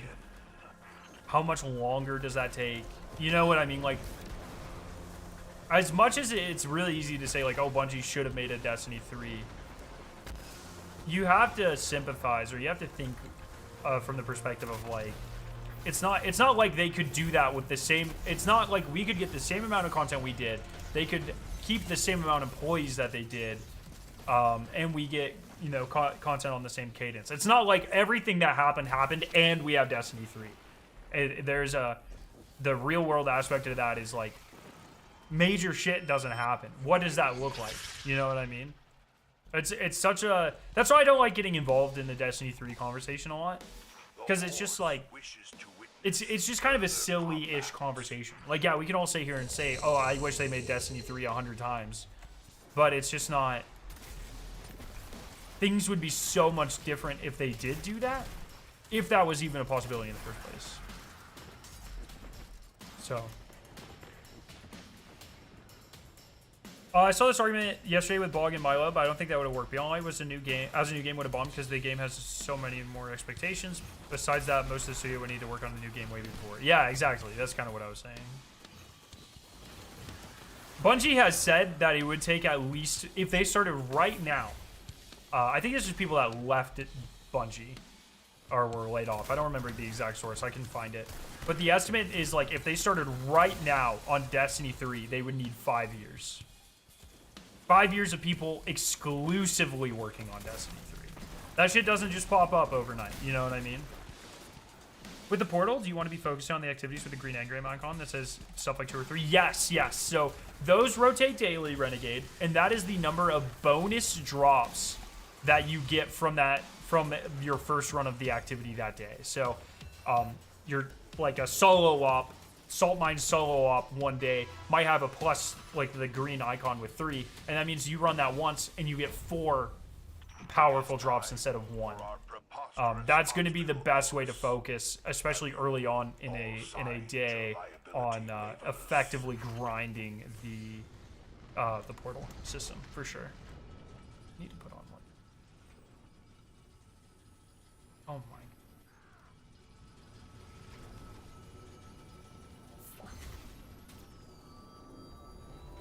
Destiny 3 is in development though. It stopped in 2019 after the Activision split. I have never heard that before. Do you have a source for that? I feel like if that was the case, I would have known that. But more than happy to check out a source if you have one.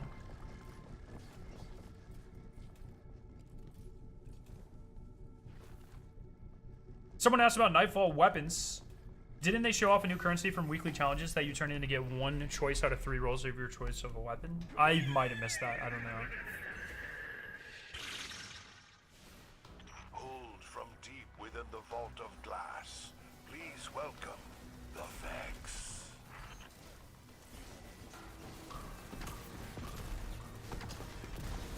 Yeah, because to my knowledge, Destiny 3 was never in development. I didn't.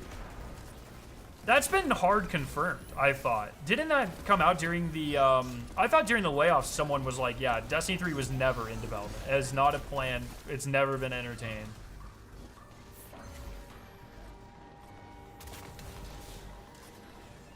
No, Scary, you don't get it. If they made Destiny 3, Destiny would be the most popular game ever and the most everything ever, and my mom and dad would still be together. Oh, damn, that hits. That actually hits, though. Do you see what Destiny 2 would look like if it was in Unreal 5? No. No, I didn't. Did someone do a mock-up or something? God, that's the last thing I need is fucking Lucky talking about how great Destiny needs in Unreal 5, bro. Foes pour into this realm at the behest of the ageless horse. What's up, Peter? Great time. Yeah. There's a lot of shit going on. There's a lot of great catch-up mechanics going on right now, so you can farm a lot of the loot you missed. And then Edge of Fate's in less than 2 weeks.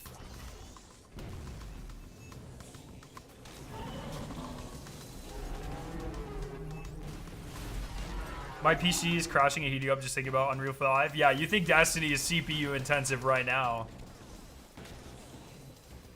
This dude remade the tower in Unreal 5. Can someone send me the link? Has anyone got a link to a video?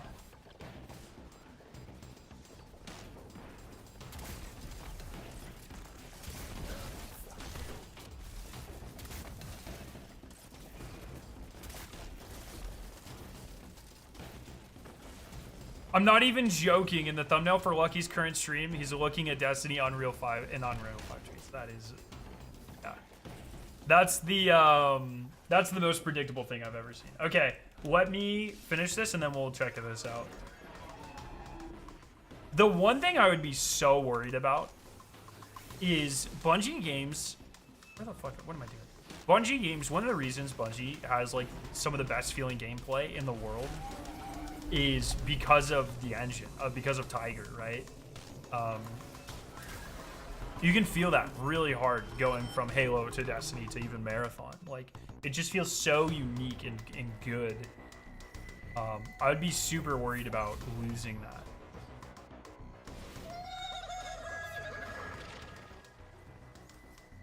The treasurer appears.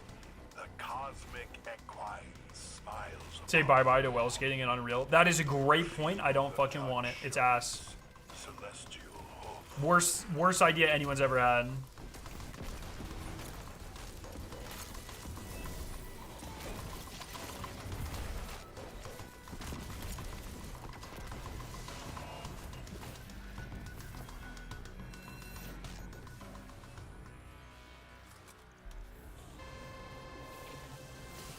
Well, okay, let's say they don't do Destiny 3, but they could have still given us pre-Beyond Light era missions and stuff, while keeping pre-Beyond Light just like Destiny 1, where they have a small crew that just focuses on updating the game from time to time. So this is an important thing, Pencil. The reason content got taken out of the game with the first DCV was because they changed the engine. So it's still Tiger, but they updated the physics engine and the lighting engine. Going between before and after the DCV. That was to allow them to work more on the back end, allow the game to get bigger than it was, that sort of thing.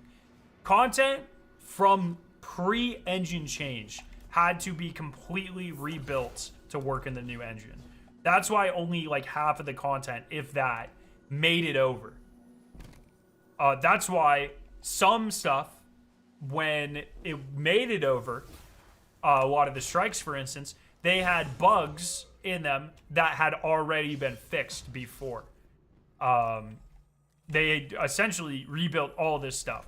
So it's just a very different thing. And now I'm not saying, this is not me excusing a DCV or whatever, but we know why all that content isn't here. I actually knew some of the contractors that they hired specifically to rebuild stuff in the new engine. They had a whole team of contractors that shot the ground there, that they hired with the explicit purpose of rebuilding content to work in the new engine, which is why we didn't lose everything.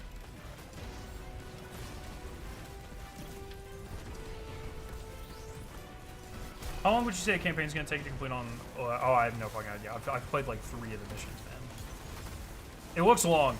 I would plan for at least the amount of time it took you to do Final Shape. Maybe a little longer, depending on the difficulty.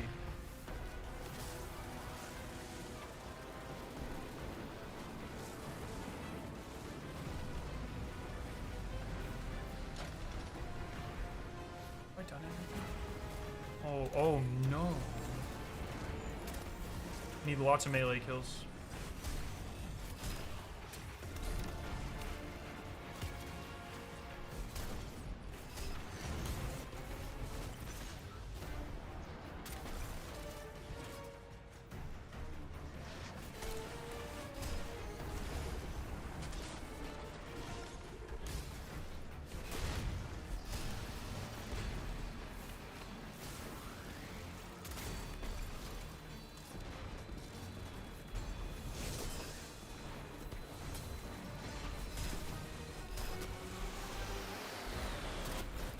I need, oh, well, actually.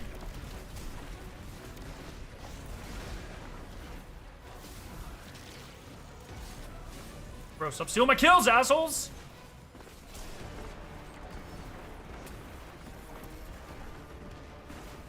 Oh, I'm not gonna get it. I've not been focusing on melee kills enough. Rest in peace. Rest in peace, bro.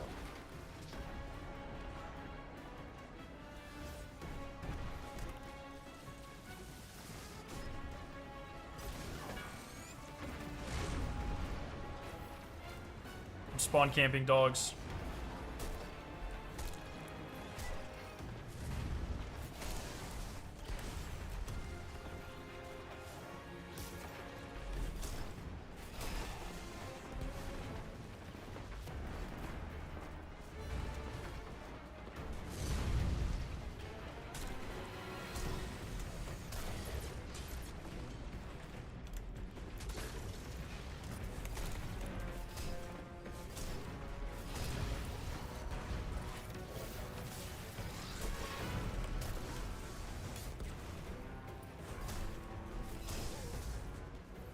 Did I get it? I've got to be close.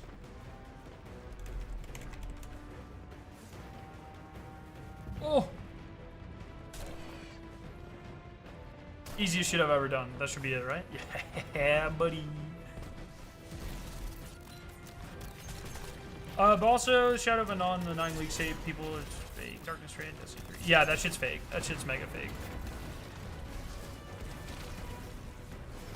Now, conclude the fight.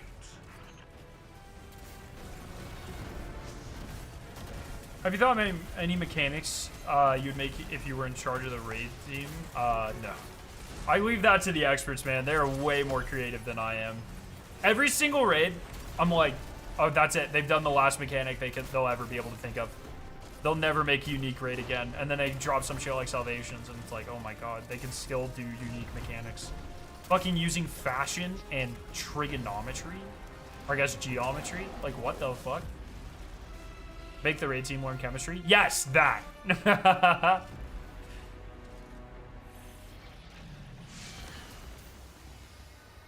That's my answer. Chemistry. You are tonight's champion. Please take your winnings and thank you. All right, let's just stock up on daily shit. Of eternity. And this is Zer, reminding you to have your ghost stay. Oh, I wanted to watch this. Destiny 5. We called it the Traveler. That's fucking 13 minutes and long. its arrival changed us forever.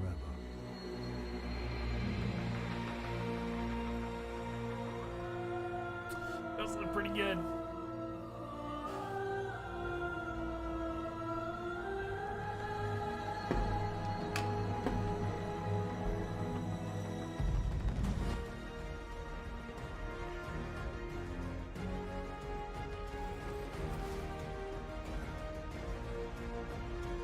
Yeah, I'm not gonna lie, that looks pretty good. Is it just like cinematic? Modernized how the Disciple raid in Savathun's throne started about 20 months ago. Wait, what the fuck? I know this voice. Oh, it's a vase. It was a project. Just name a few. That does look pretty fucking good, I'm not gonna lie. How does it play? Doesn't look like Destiny. That is true. That is true. Does look like every other Unreal demo. That was a good point. That was a good point.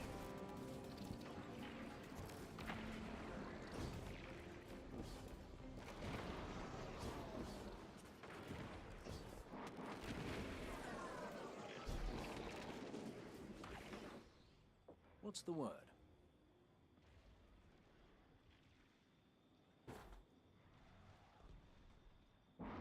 Oh, I do. Okay, I do remember that Greenforth. Okay. Well, we'll see what that actually ends up being. See you soon. But yeah, good shout. That could be exactly what that person was talking about.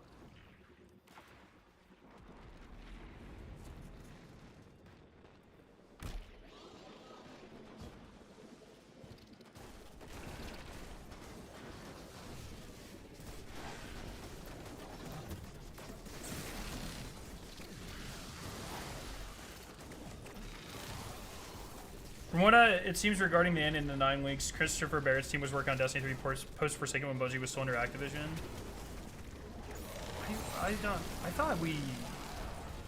I thought everything we knew was that Chris and Scott immediately went to go work on Marathon after Forsaken.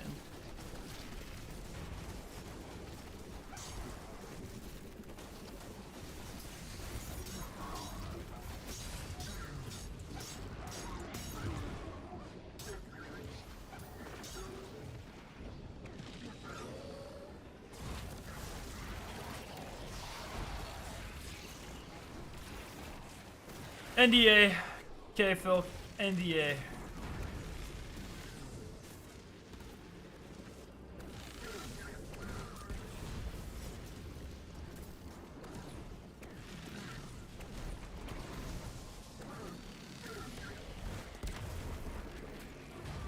I just have a hard time believing, let's say that is the case, and they did launch Destiny 3 instead of Beyond Light. There's no way that's a better game, right? Like, how is it?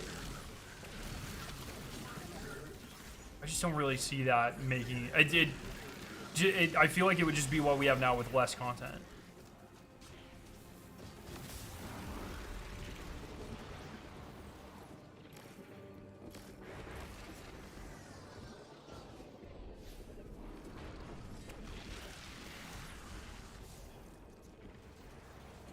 Oh, super multi-kills. I forgot about supers.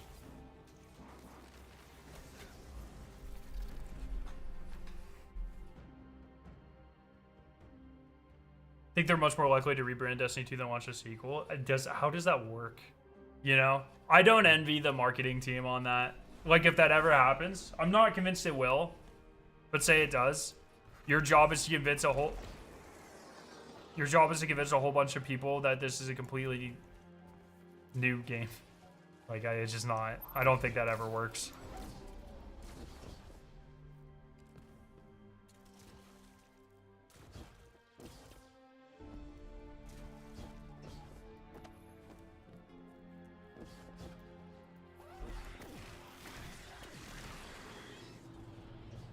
Call it Destiny Rising or something.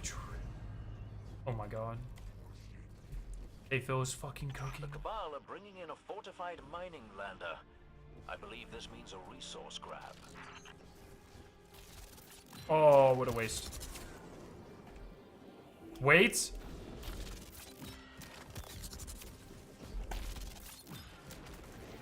Oh! Not baited. Hey, you! Clear out! I'd expect a Cabal mining expedition to be heavily armed. Be careful. Be careful. Yeah, we watched the new Destiny trailer on stream yesterday, or Destiny Rising trailer on stream yesterday.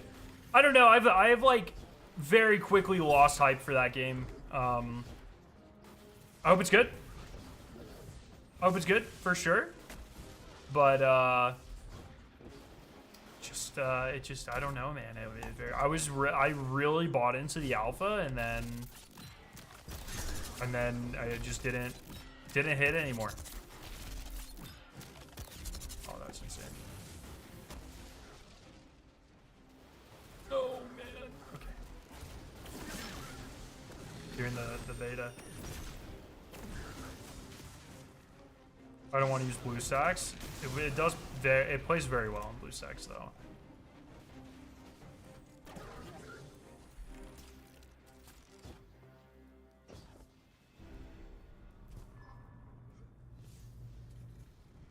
Alright, give me a fucking thing.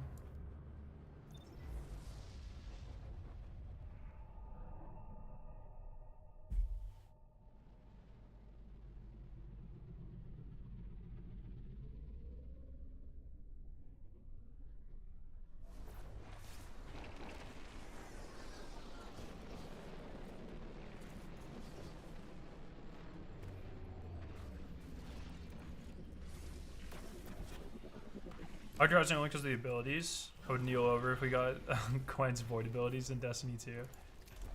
I wonder, because I mean they clearly took stuff from Destiny, right? So I wonder what they're allowed to take the other way, or even what they do want to take the other way.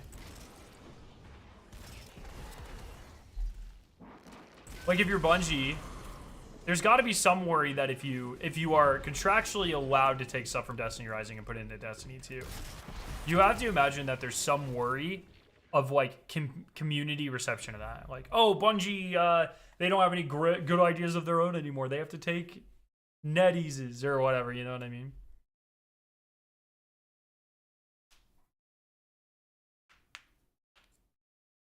But I hope people enjoy it. Like I said, I have a considerable amount of time. I probably have about 100 hours or so. 75, 100. Let's play it safe and say 50 to 75 hours. I think that's a safe estimate. I'm trying to think. Maybe not even that much. I have dozens of hours in Destiny Rising. I don't even fucking remember how much I played the alpha. I have a lot of time in Destiny Rising, and like I said, like I really liked it during the alpha, and then like in the beta, I just lost it.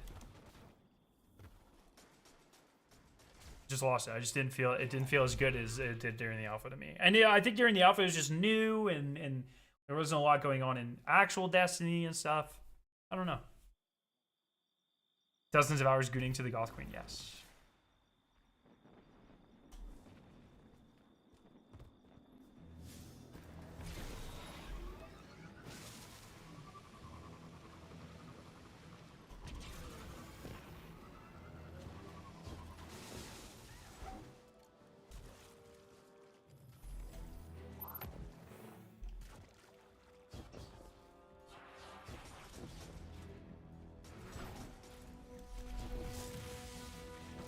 Bro, there's not enough enemies grouped up here. What am I supposed to kill for this bounty?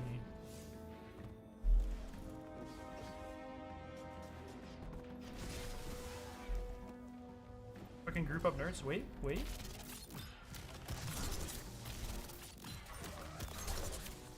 That count? Nice.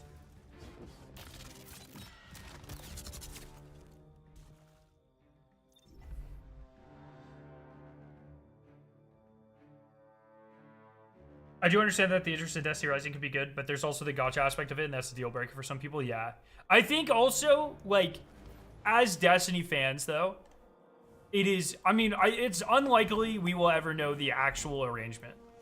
It is very likely, in my opinion, that Bungie makes a lot of residuals off of Destiny Rising.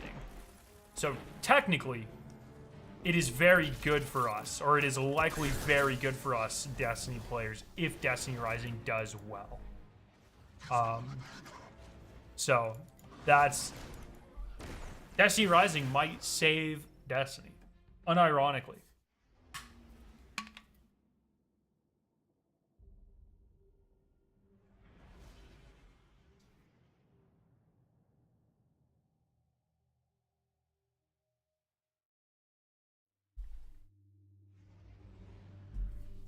Unironically.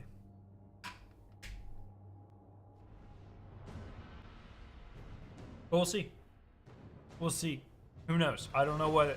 and even internally, okay, if Bungie makes residuals, I don't know how that works. How much of that goes to Sony? How much of that is allowed to be re-put into new games or whatever? Like, I have no fucking idea. You got it. Melee attack, super...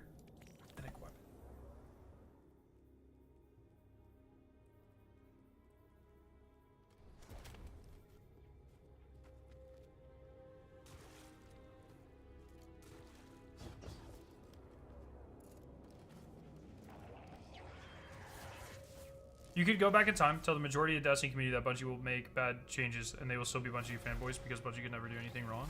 What is that even in reference to?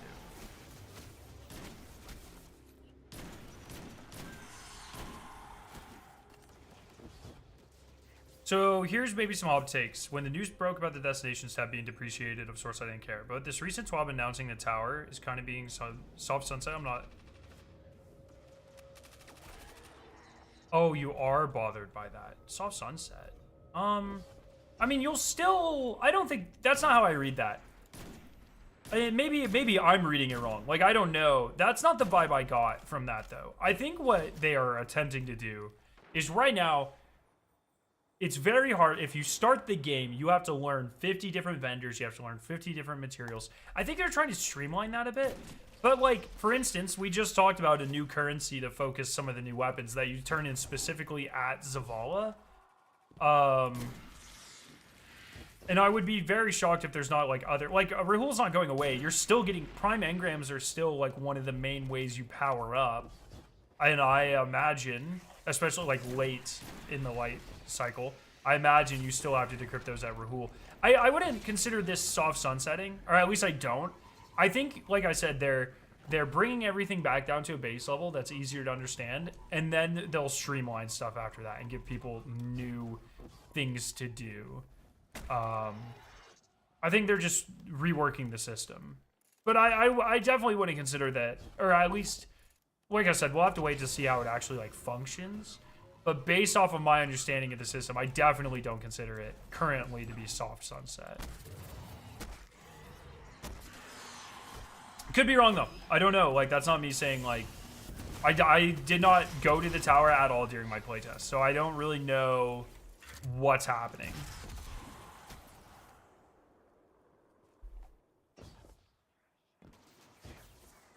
As a long-time WoW player, I'm hyped for the quality of life investment and the pivot for a more MMO approach. Yeah, I think that's something people have been asking for a long time, especially more hardcore Destiny players. The pivot to more MMO approach, and you know, I think there'll be growing pains, and it is. I mean, you are essentially redefining the game, right? So some people are gonna find out that, hey, maybe Destiny just isn't for them anymore. You know what I mean? And that'll happen to some of us for sure. But I think it is good that they are at least trying to commit to a unique and new direction that is also simultaneously like streamlining a lot of the more confusing aspects of the game. I think that's like a pretty good thing. I am interested to see how it pans out though. I'm also very curious what happens to the helm.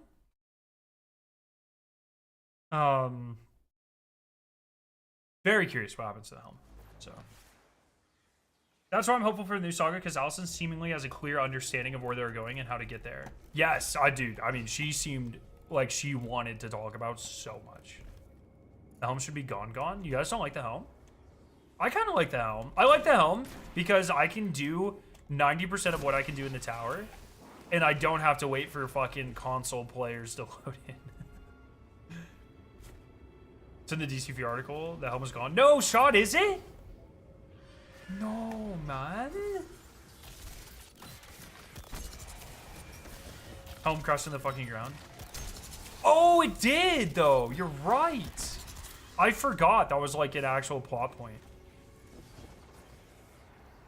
Okay, well then hopefully we get some sort of seasonal area where I can... I like the shooting range is cool. I don't think there's a vault or a postmaster in the shooting range that I can remember, at least.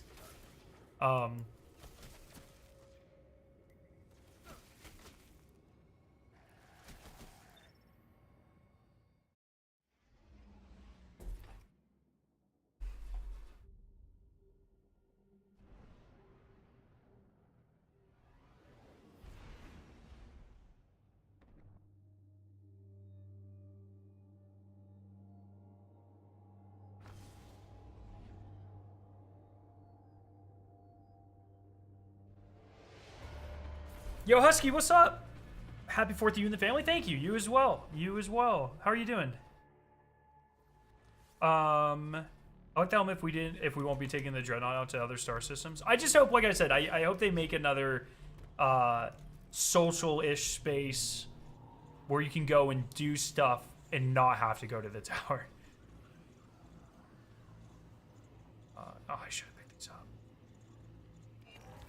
Nessus Lost Sectors.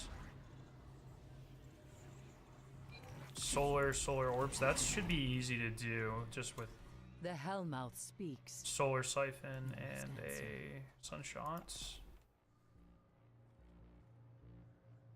Yo, Acmeson, how you doing? My day has been great. How's yours doing? Just checking out the new update on Pow World. I haven't thought about Pow World in a long time, and I kind of miss it. Auto rifles, SMGs. Do I have any of that? SMG, auto rifle, helium filaments. What was the last one? Oh, finishers. Pull over an auto rifle.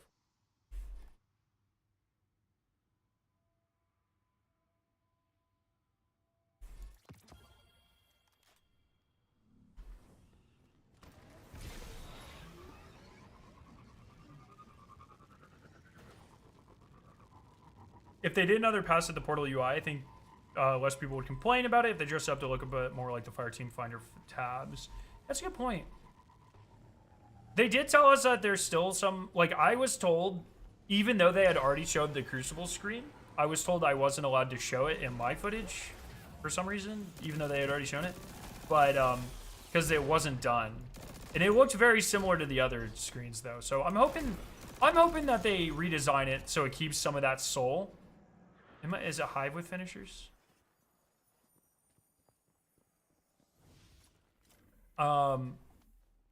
But who knows, man? Who knows? They could do literally anything at this point. I mean, they are essentially bringing everything back to square one, and they could,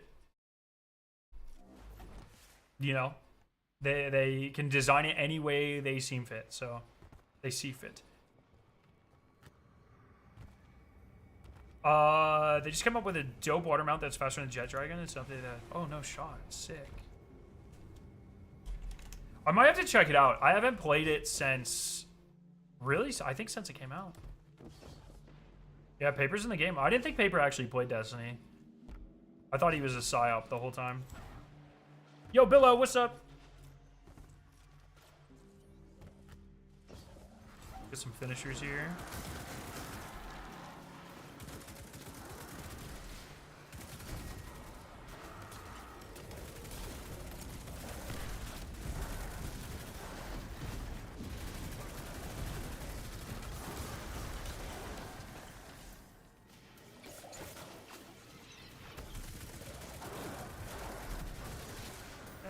No.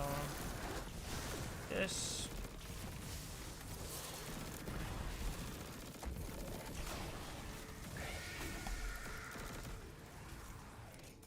I wonder what Pen and Paper is up to. Yeah, I know. Oh, Billo, what's up? Yeah, I started streaming on Twitch a few months ago. We did complain about the quest tab like 3 times before they fixed it. That is true. And now the quest tab looks the best it ever has. They did a good job with that. It's strange how they refer to core activities as legacy content. Yeah, that's because so this is one thing that I think Bungie's putting down that I think a lot of people aren't picking up on. So a lot of people have been asking the question, why is this DLC not coming with a strike? I think the reality is, guys, that Bungie's probably moving away from strikes entirely. And I think a lot of that is because they want to do like more interesting, replayable content versus strikes. I think that can be seen in the move when they started to take battlegrounds and strikes and combine them.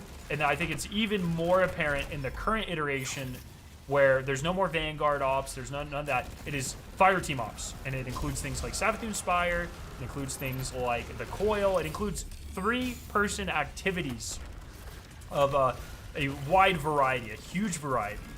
I think Bungie would much rather make new interesting activities or large, like more areas for activities like Onslaught than work on strikes, which I think is I think that's going to be a hard thing for the Destiny community to swallow, but I think that is a good move, personally. I have been, if you've been around my channel at all, you know I'm kind of team anti-strike. I think they ran their course a long time ago. I don't think they're very interesting or fun. They're always just kind of the same thing. And I think things like, if we need to do a strike-like activity, I think things like Savathun Spire, where there's a ton of different variations of that, do it best. But activities like the Coil are actually like, they're just awesome. They're just awesome.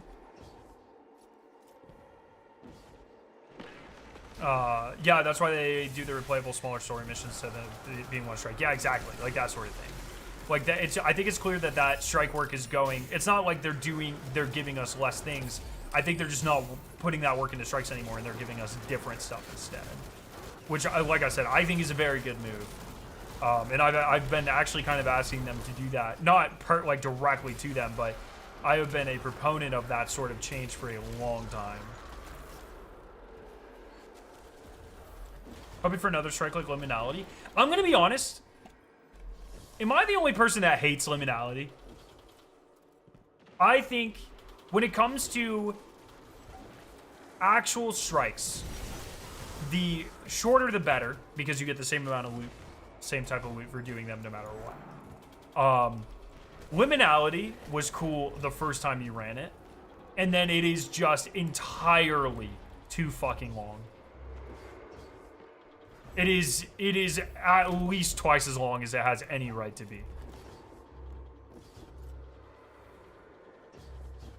Personally.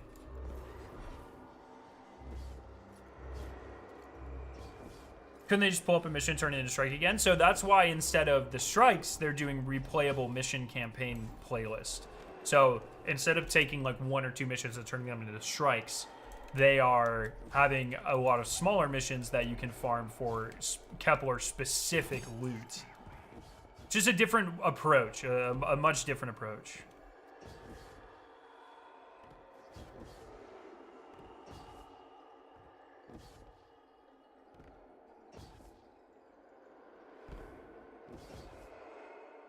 Strikes can also exist as Grandmaster difficulty content. I mean, so can everything else I just listed, though, right? Like, okay, we know we're getting 2 world activities instead of 1.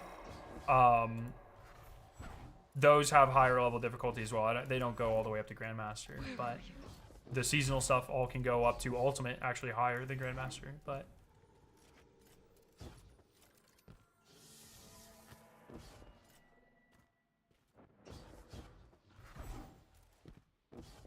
I just think liminality was entirely too long. I don't think it's noticeably harder than other raids. It's just longer.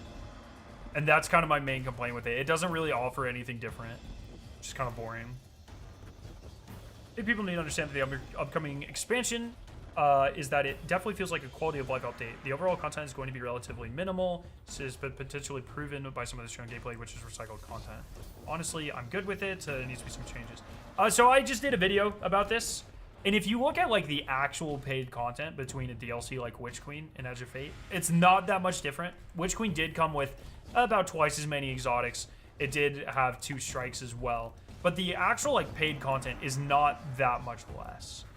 And I think something that people forget, like I find it so surprising how many people are like, oh, so we're just farming old content. We've always done that. That's always, and I bring this up in the video too, but every DLC, when there's a light level increase, you don't do new content for that. Or most of what you are doing is not new content. It's the Strike playlist, it's the Gambit playlist, it's Crucible, right? The main method of gaining light levels since the launch of Destiny 2 has been those core activities, and it's you know, it doesn't change. It's always the old content.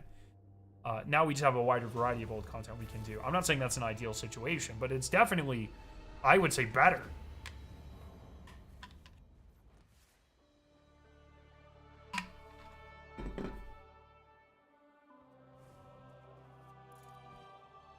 Glad to see you're still in the fight. So why waste dev resources on strikes that barely get played? No one plays liminality, then it's a rotation. Play devils. Yeah, exactly. So that's why they are doing. Oh fuck! I didn't mean to pick that up. That's why they are doing the focus on. Oh my, 15. That's why they are doing what they are doing and incorporating more content into that. Oh, I need it. Slime arrow. I wish I could go into the Fireteam Ops playlist. Sorry, I got super like hella fucking distracted there. Is there still gonna be Conqueror Seal? Yes, they talk about this in the live stream. Conqueror is going to be, instead of GMs, it's for doing conquests, which is like the higher level difficulty activities that allow you to move up to even higher difficulties. So it's similar, but it's different.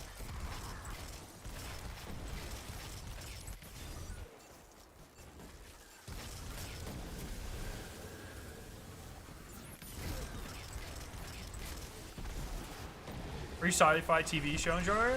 Yeah, for the most part. What do you have in mind?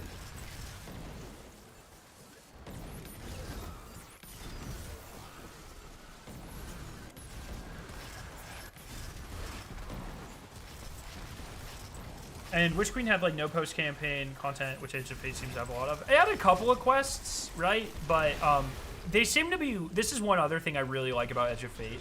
And this isn't necessarily like a. This is something they should have been doing a long time ago, in my opinion. It's kind of crazy that they're just now starting it, but they're really leading into the replayability factor of the campaign and destination activities and stuff in this one. Finally. Exclusive armor set for doing it on higher difficulties, and unique puzzles for doing it on higher difficulties, and etc., etc. I cannot believe they are just now starting to do this. It is such a waste that it's a waste of developer time in previous years where most people are likely to only ever do the campaign once or twice, and then there is no reason to ever go back. This is a really good change in terms of like the amount of content that we can run effectively and like get rewarded for, and then also like, you know, their use of dev time.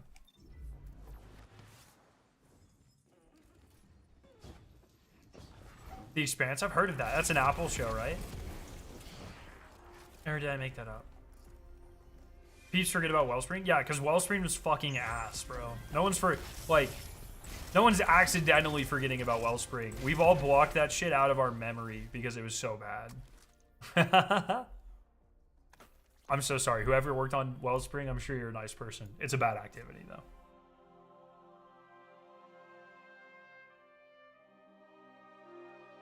Expensive Netflix? Oh, shit. Well, I will check it out.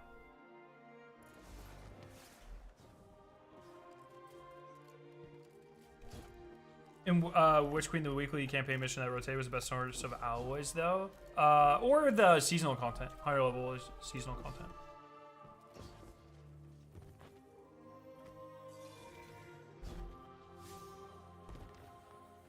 Bro, I can't believe they're making me pick up 15 Barian Bow? Like, what the hell? At least it's everywhere.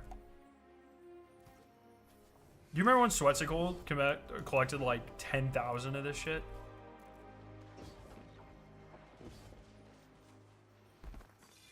Or was it 100,000? He got an absurd amount.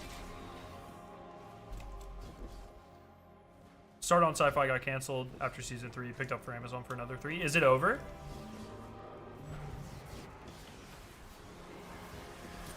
Why do you do that again? They gave him like a free copy of the game or something?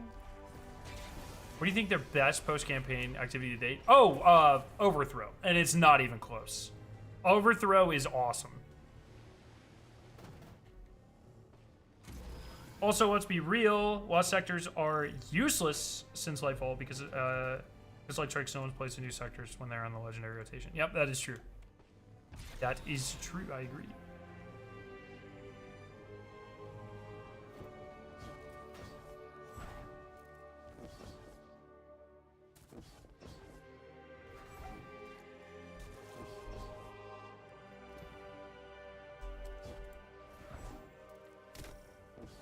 Are we losing any planets? Nope. Nope. No more. It seems like Bungie's kind of done sunsetting, and when activities do go away, they're coming back through the portal system. There will be a very constant rotation of new and old activities going in and out of the portal system. So seems like the days of hard sunsetting are behind us, finally, which is very nice.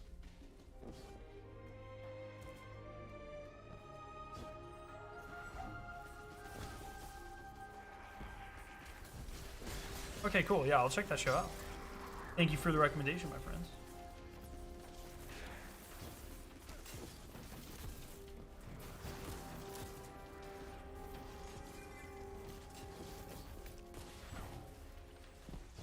The witness is defeated, so no more planets can be removed. Simple as. True!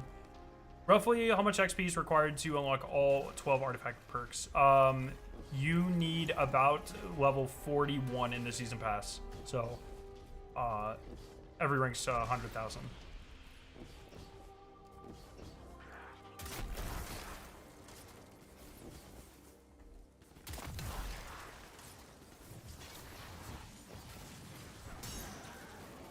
Will Banes be incorporated in these old activities? Yep, and they show in this stream you pick what combinations of Banes a lot of the time go in, which is really cool.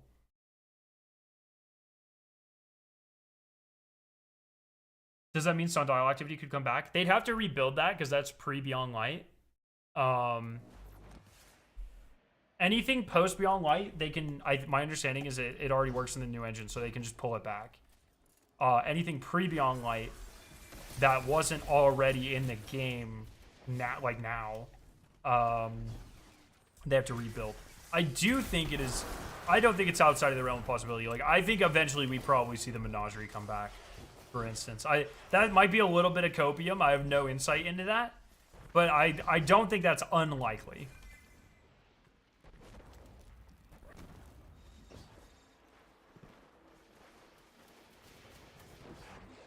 Gonna do a whole mission filled with nuclear banes. That'd be so fucking cool. 12, 14? Oh, I still need data. I need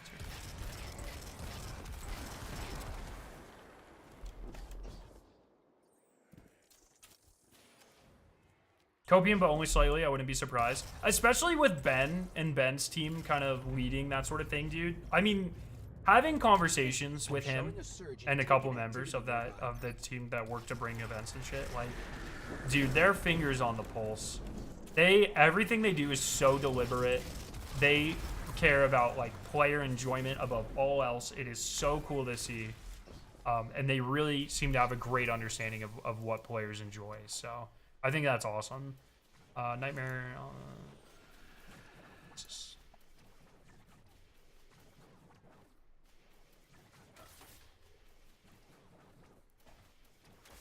I never got to play Sundial, and I wasn't playing during that time. I'm pissed I didn't. If it makes you feel better, personally, Sundial was a little overrated.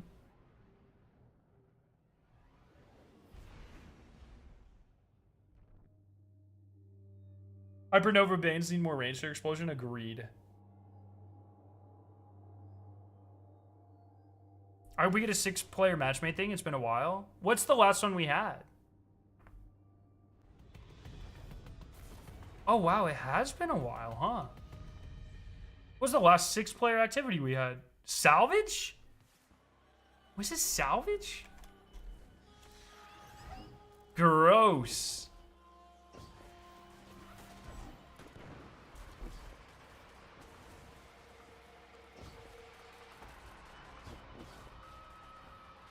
That's crazy. That's so long ago. Yeah. 6-player would be really good. I hope they bring one. No, the Splicer one was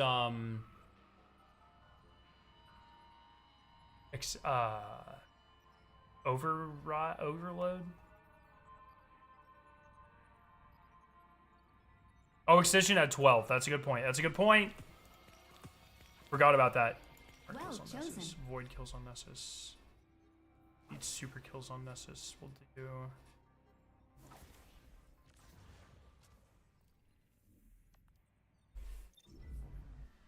Did I mention anything about more 12-man activities? No, I'd be kind of surprised if we get those again. I mean, it seems like it was a lot of work to get Excision to work, and it also is completely fucking broken.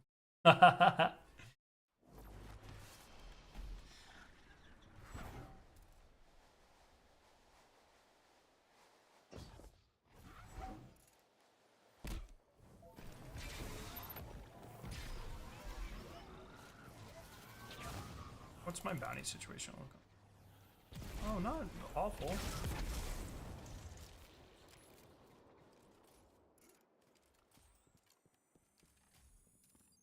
Heavy Metal Gambit? I'd vibe with that. I'd allow it. Yeah, when Gambit comes back, I wouldn't be surprised if it's one of these limited time frame events, actually. With, like, cool, unique rewards and stuff. That's exactly what Gambit needs. Onslaught makes a much better, like, normal activity. Like, an activity that's always available.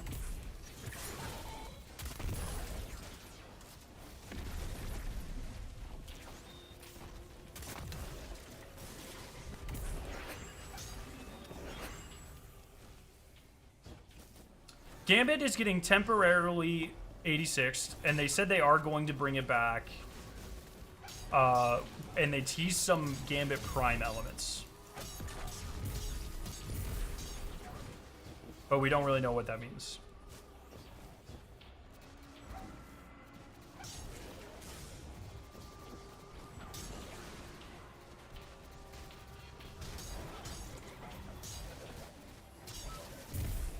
Does that mean no more gilding? No, they said there still will be gilding, but they're removing the ability to reset ranks, so I don't really know what's happening. Or you can still reset ranks, there's just no reward path, I guess? I don't fucking know, man. It's so confusing. So much shit is changing. We're just gonna have to wait and see what everything looks like. I feel like my first month of Edge of Fate is going to be making a billion shorts. That's like, hey, you no longer have to do this. Hey, you no longer have to do this.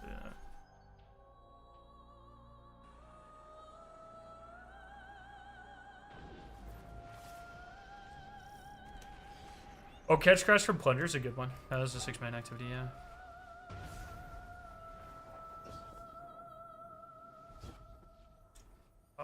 Nine more super kills. Actually, go ahead and get my arc here. And this is just enemies killed.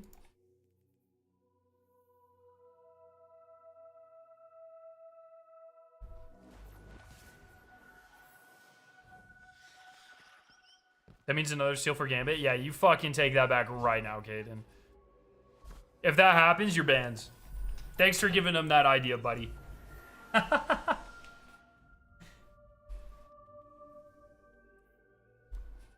I can't take it. No more Gambit. No more Gambit. Please.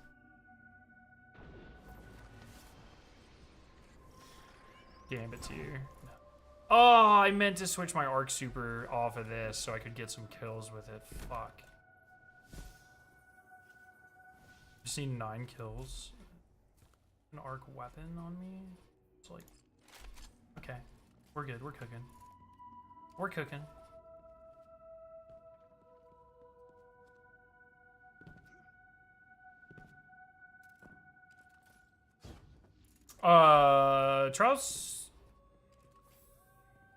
Charles hasn't had bounties, and didn't they remove Charles bounties like forever ago? Did I make that up?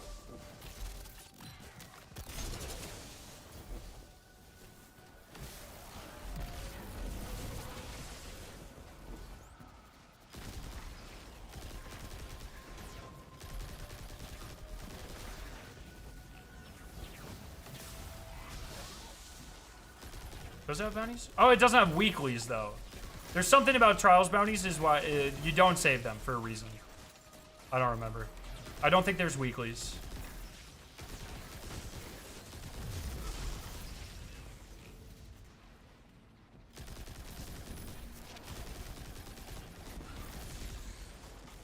These guns look so good, dude.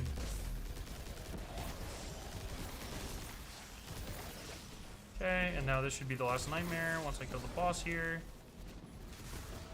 Where is he?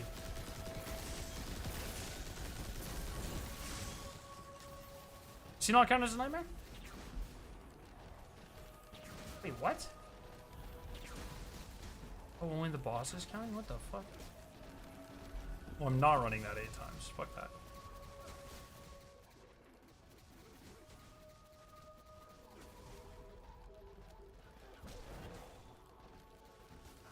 Okay, 6 more super kills, and then solar orbs. Easy.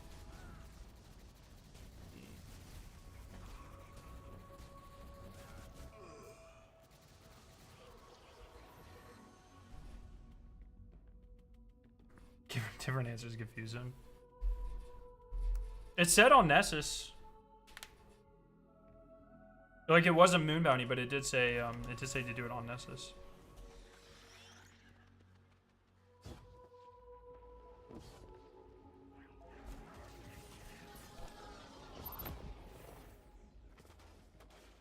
They removed nightmares from that sector recently. I noticed it as well. What? It's very strange.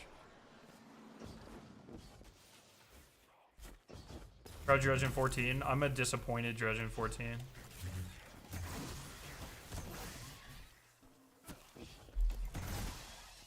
God, this super feels so good. I wish it was more useful. The noise and like the response is so good on this super, man. All right, now I just need to make solar orbs.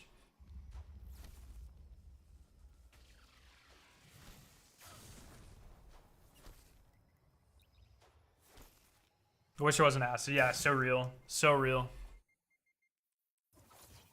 And then what is that? That's 40 bounties? I might be approaching the, okay. I'm feeling good enough.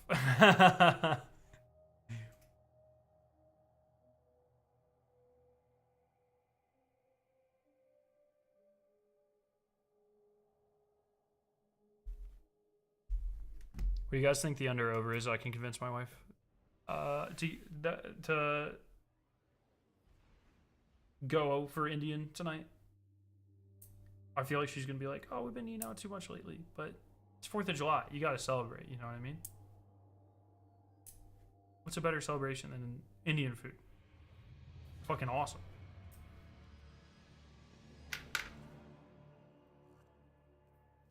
Renegade style should just be Stormtrooper. Fuck it. Oh no. It's a Zydron. This will be easy.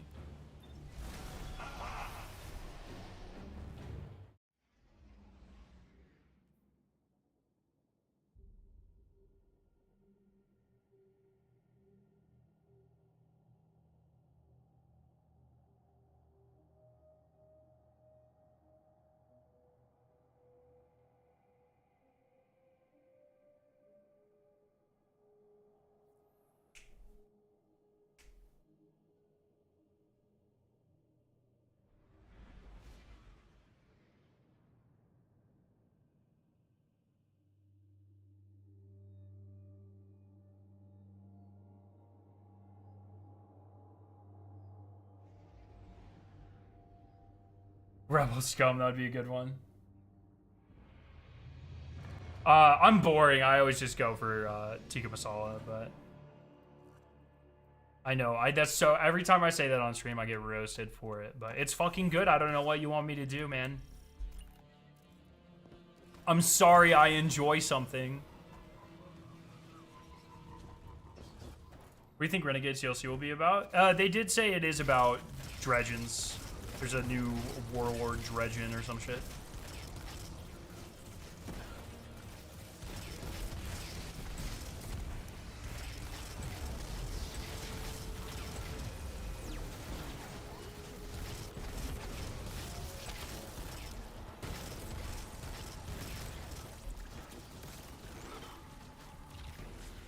Didn't they say they will remove bounties at the beginning of every season? I wish they did, but no, they did not. They listed a very, like, a couple of bounties that they're removing, but it's not a lot of them. I thought you enjoyed harder content. Tikka Masala is like a Hero Nightfall. It's insane. It's just good, man. Okay? I don't even fucking care. I'm not apologizing. Okay? I grew up in the South. I didn't have, like, most ethnic cuisine until grad school. My first time having Thai food, grad school. My first time having Indian food, grad school, okay? I'm still stepping out of my societal comfort zone that was set for me by my closed-minded parents. I'm working on it. And if I enjoy some fucking tikka masala, I enjoy some goddamn tikka masala. Okay, do you understand me? Blame it on my parents, okay? I don't even care.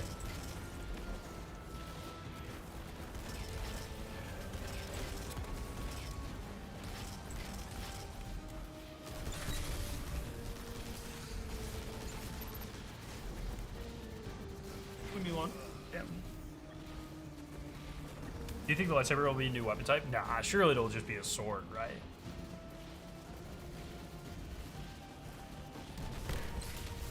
Get yourself some shawarma when you can. Yeah. Yeah, there's a lot of stuff that we've been wanting to. Victoria and I are going through this phase where it's like we're trying to discover if we're foodies or not. So we've got like a really fancy restaurant booked at during GCX, and we're just like fucking. We're just trying to figure out, like, what are we about, you know? Working on it. It's our first Michelin star restaurant, too. Just trying a bunch of new shit. Lamb korma's mine. Give it a try. Okay. If they have it, I will try it.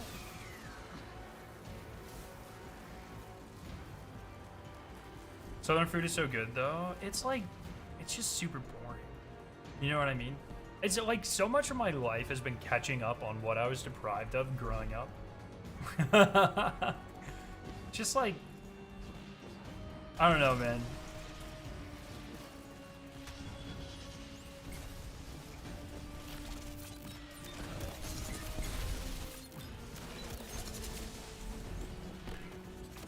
Oh.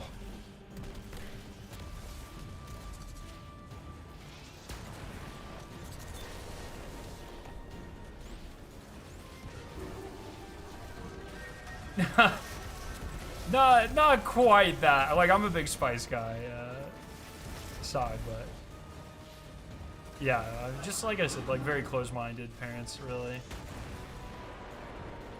Biscuits and tikka. Oh my, oh, like imagine. Okay, a tikka masala biscuit would actually fuck so hard. Chicken, fried chicken.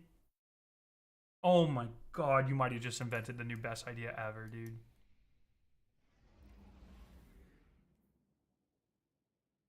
We got tikka masala pizza one time. Oh my god. It was a life-altering experience, okay? And that was the local pizza place that is now gone. Shut down. Fucking worst day of my life. It's a new raid, Vex or Fallen. I'm leaning towards Vex, but we don't technically know. I'm leaning towards Vex though, based off of the guns that I think are the raid guns. What in the American is a biscuit doing your curry? It's just like a, it was a hypothetical. That doesn't actually exist, but I think it'd be really good.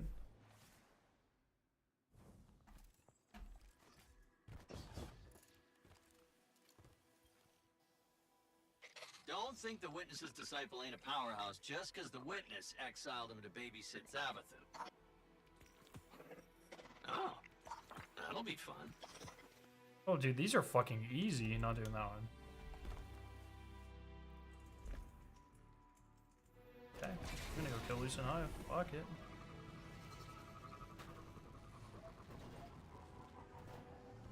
Yeah, dude. Aldi had tikka masala kettle chips at one time. Dude, my favorite thing about Aldi, we shop at Aldi, that's our main store as well. I love Aldi. It's crazy how you'll walk into Aldi, you'll walk out with your new favorite snack, the best thing you've ever eaten, and they'll never have it again. It was just their seasonal treat for that week, and you will never goddamn see it again. But you are so glad you found it that one time. That has happened to me. We've been shopping at Aldi like for like 6 or 7 years. That has happened to me so many times. Their supply chain must be just super fucked. How is it great? Just because you just get to, like, you're just walking through a store and you're like, what the fuck? I've never heard of that. And you try it and you're like, this is amazing. And it's gone. One time they had chocolate mousse in a can, like a whipped cream can. Dude, you better believe I was just like, I was guzzling that shit, dude. I haven't seen it since.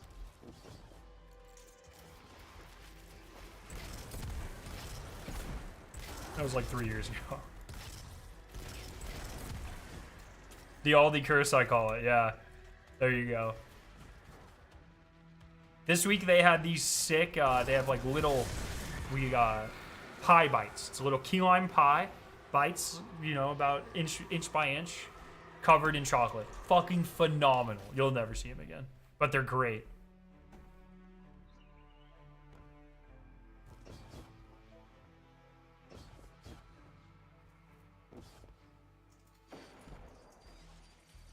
Just so good, man. You never know what you're gonna find walking through Aldi.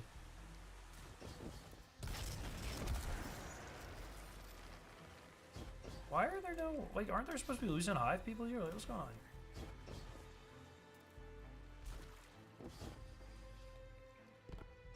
here? Mouthwatering, but I'm on a diet. Adhere to it. You got it. You got it.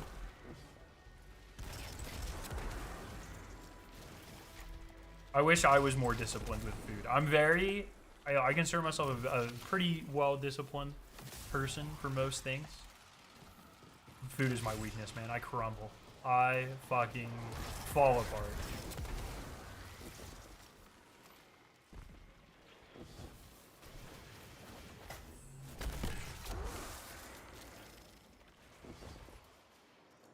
Thoughts on Saber's free agency so far? Like, kind of mid. I don't know.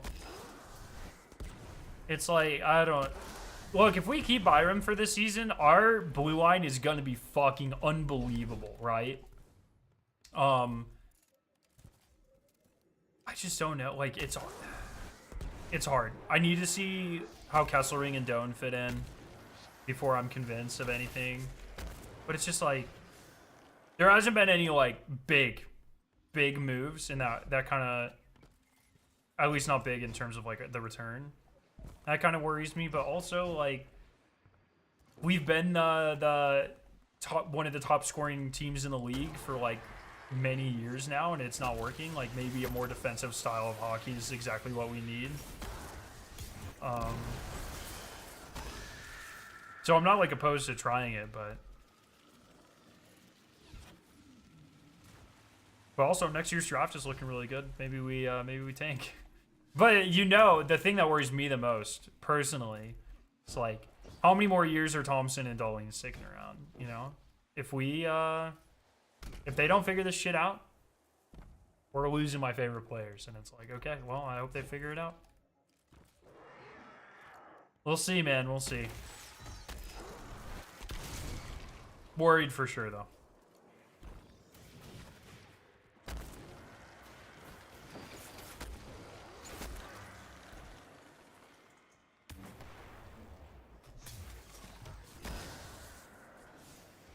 One more ability kill. I've learned some unwanted information today. Apparently, my grandparents' names are on the building at Purdue University. Wait, like your grandparents donated like a fucking $1 billion and got a building named after them?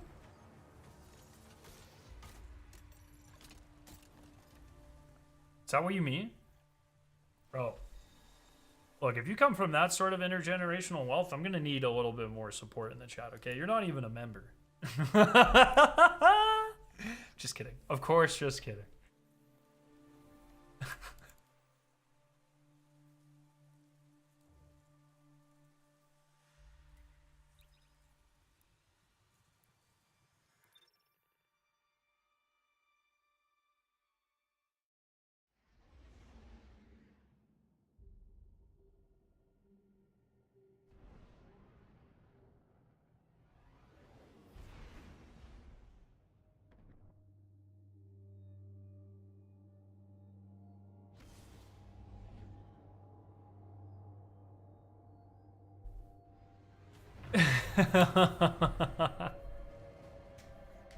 But he isn't really good. No, I'm just kidding. I'm just kidding.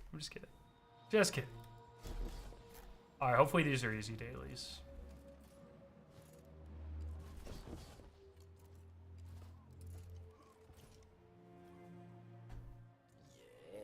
Yes. Fallen with Void, Vex with Arc. Okay, Fallen with... I can do that.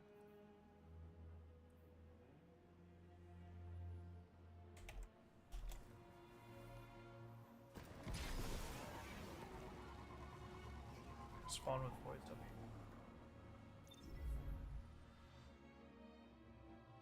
I mean, it's only like 20 each, right?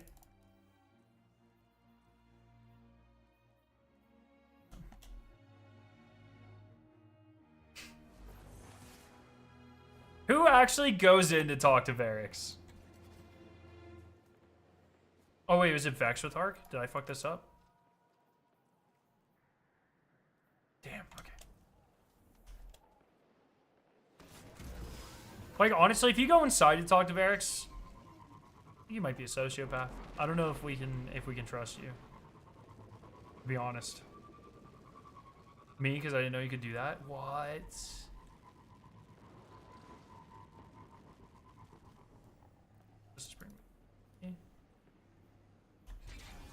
I'll probably need another day of daily bounties on this character, but probably do that off stream.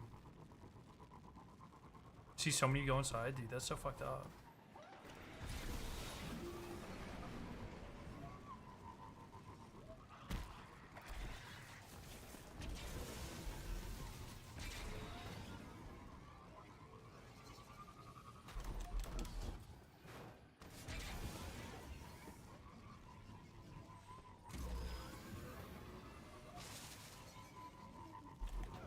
Alrighty.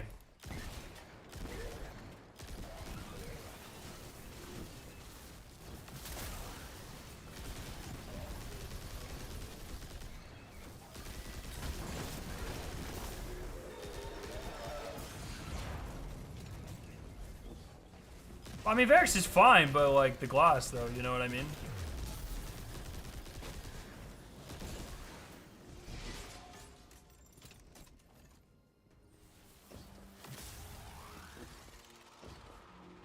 This season was so good, actually. Like, the more I think about it, like, the loot was good, it was fun, it was a good farm, like...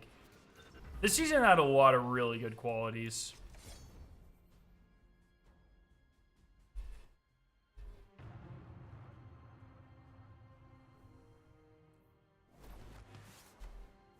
Okay. I liked Wish more. Wish was pretty good. I'd probably like Witch more than either, but this one was pretty good. Nether's just such a peak activity. I think I still think Nether might be my favorite seasonal activity of all time. Like, I think they really fucking killed it. It's up there with Coil, no doubt in my mind. Like, those are the 1-2. Probably changes per day which one is 1 and which one's 2. They just did a phenomenal job. In your opinion, what should we be doing, focusing on mainly for Edge of Fate prep? I would say, like, yeah, bounties, so you get the artifacts if you're going for day 1. If you're not going for day 1, clear, then it doesn't really matter. And just enjoy the ride. That's kind of where I'm at.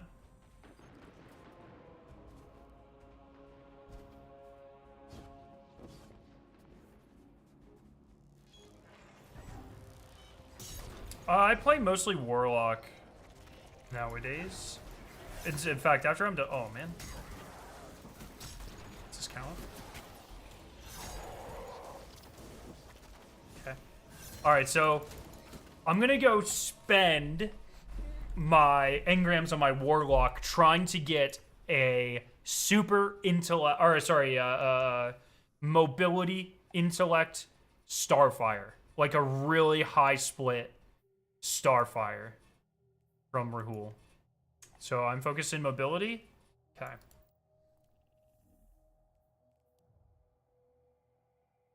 We need some good RNG here.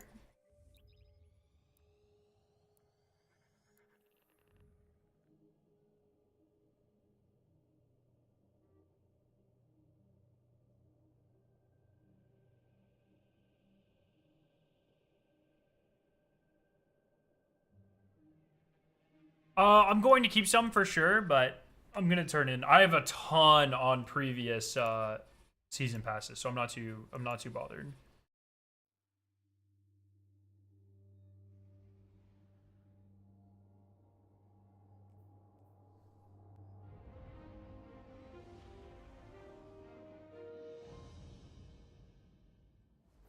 How different is Nether compared to Court of Blades in terms of loot? They have different loot pools. Should we begin then? The Nether's like better for loot, I would say. Okay. Come on. Wait, what? Sorry, I don't do this a lot. Okay. Starfire. What's the difference between these?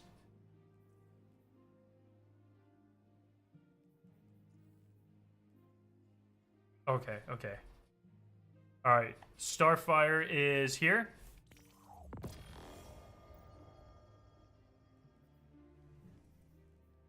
Trash.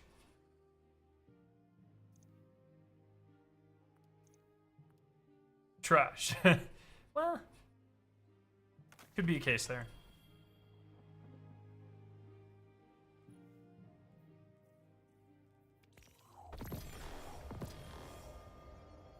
Oh, both trash.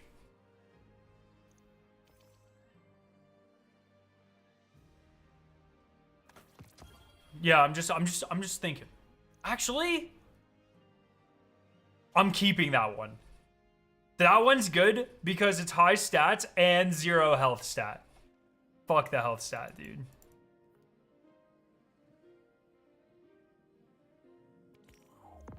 Okay. I want a spiky boy though. Wait, what?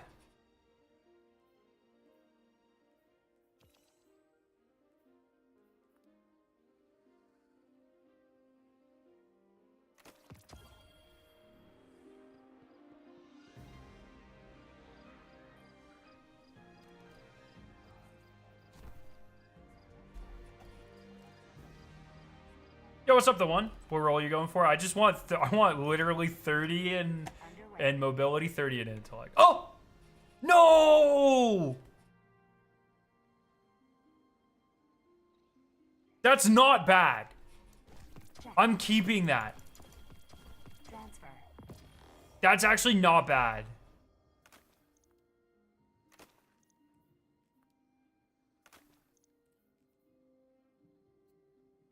Could be a lot worse. Thank you.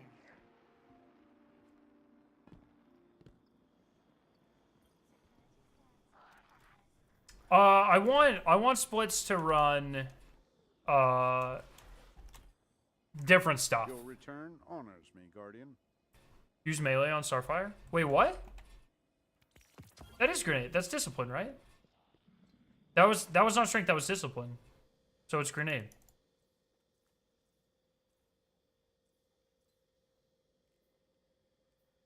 Yeah, it's discipline. That's not melee.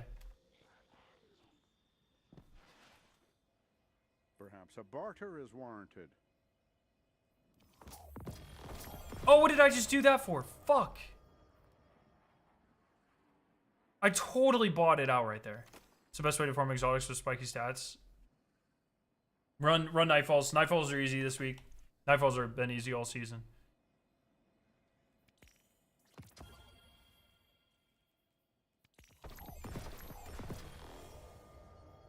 Ass, bro. Ass. Okay, well, that is enough for me today. That's a memento. I guess I can pick that up. That's just a memento for Salvation's Edge. Yeah, okay. Well, that's my farming for today. Yeah, probably this weekend we'll do an illegal armor farm at some point, I imagine. But that will have to wait for another day, my friends. Bounty prep's pretty much done, which is very nice. Yeah. I think we're good. I think we're good for today. Let's see, who do we got on right now?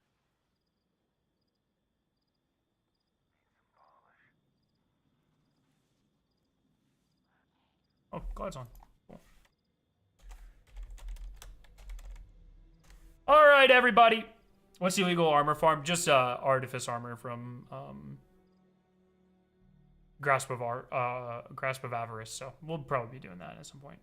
Everyone, have a great night. I love your faces. Thanks for hanging out, my friends. I'll see you very soon. Yeah. See ya.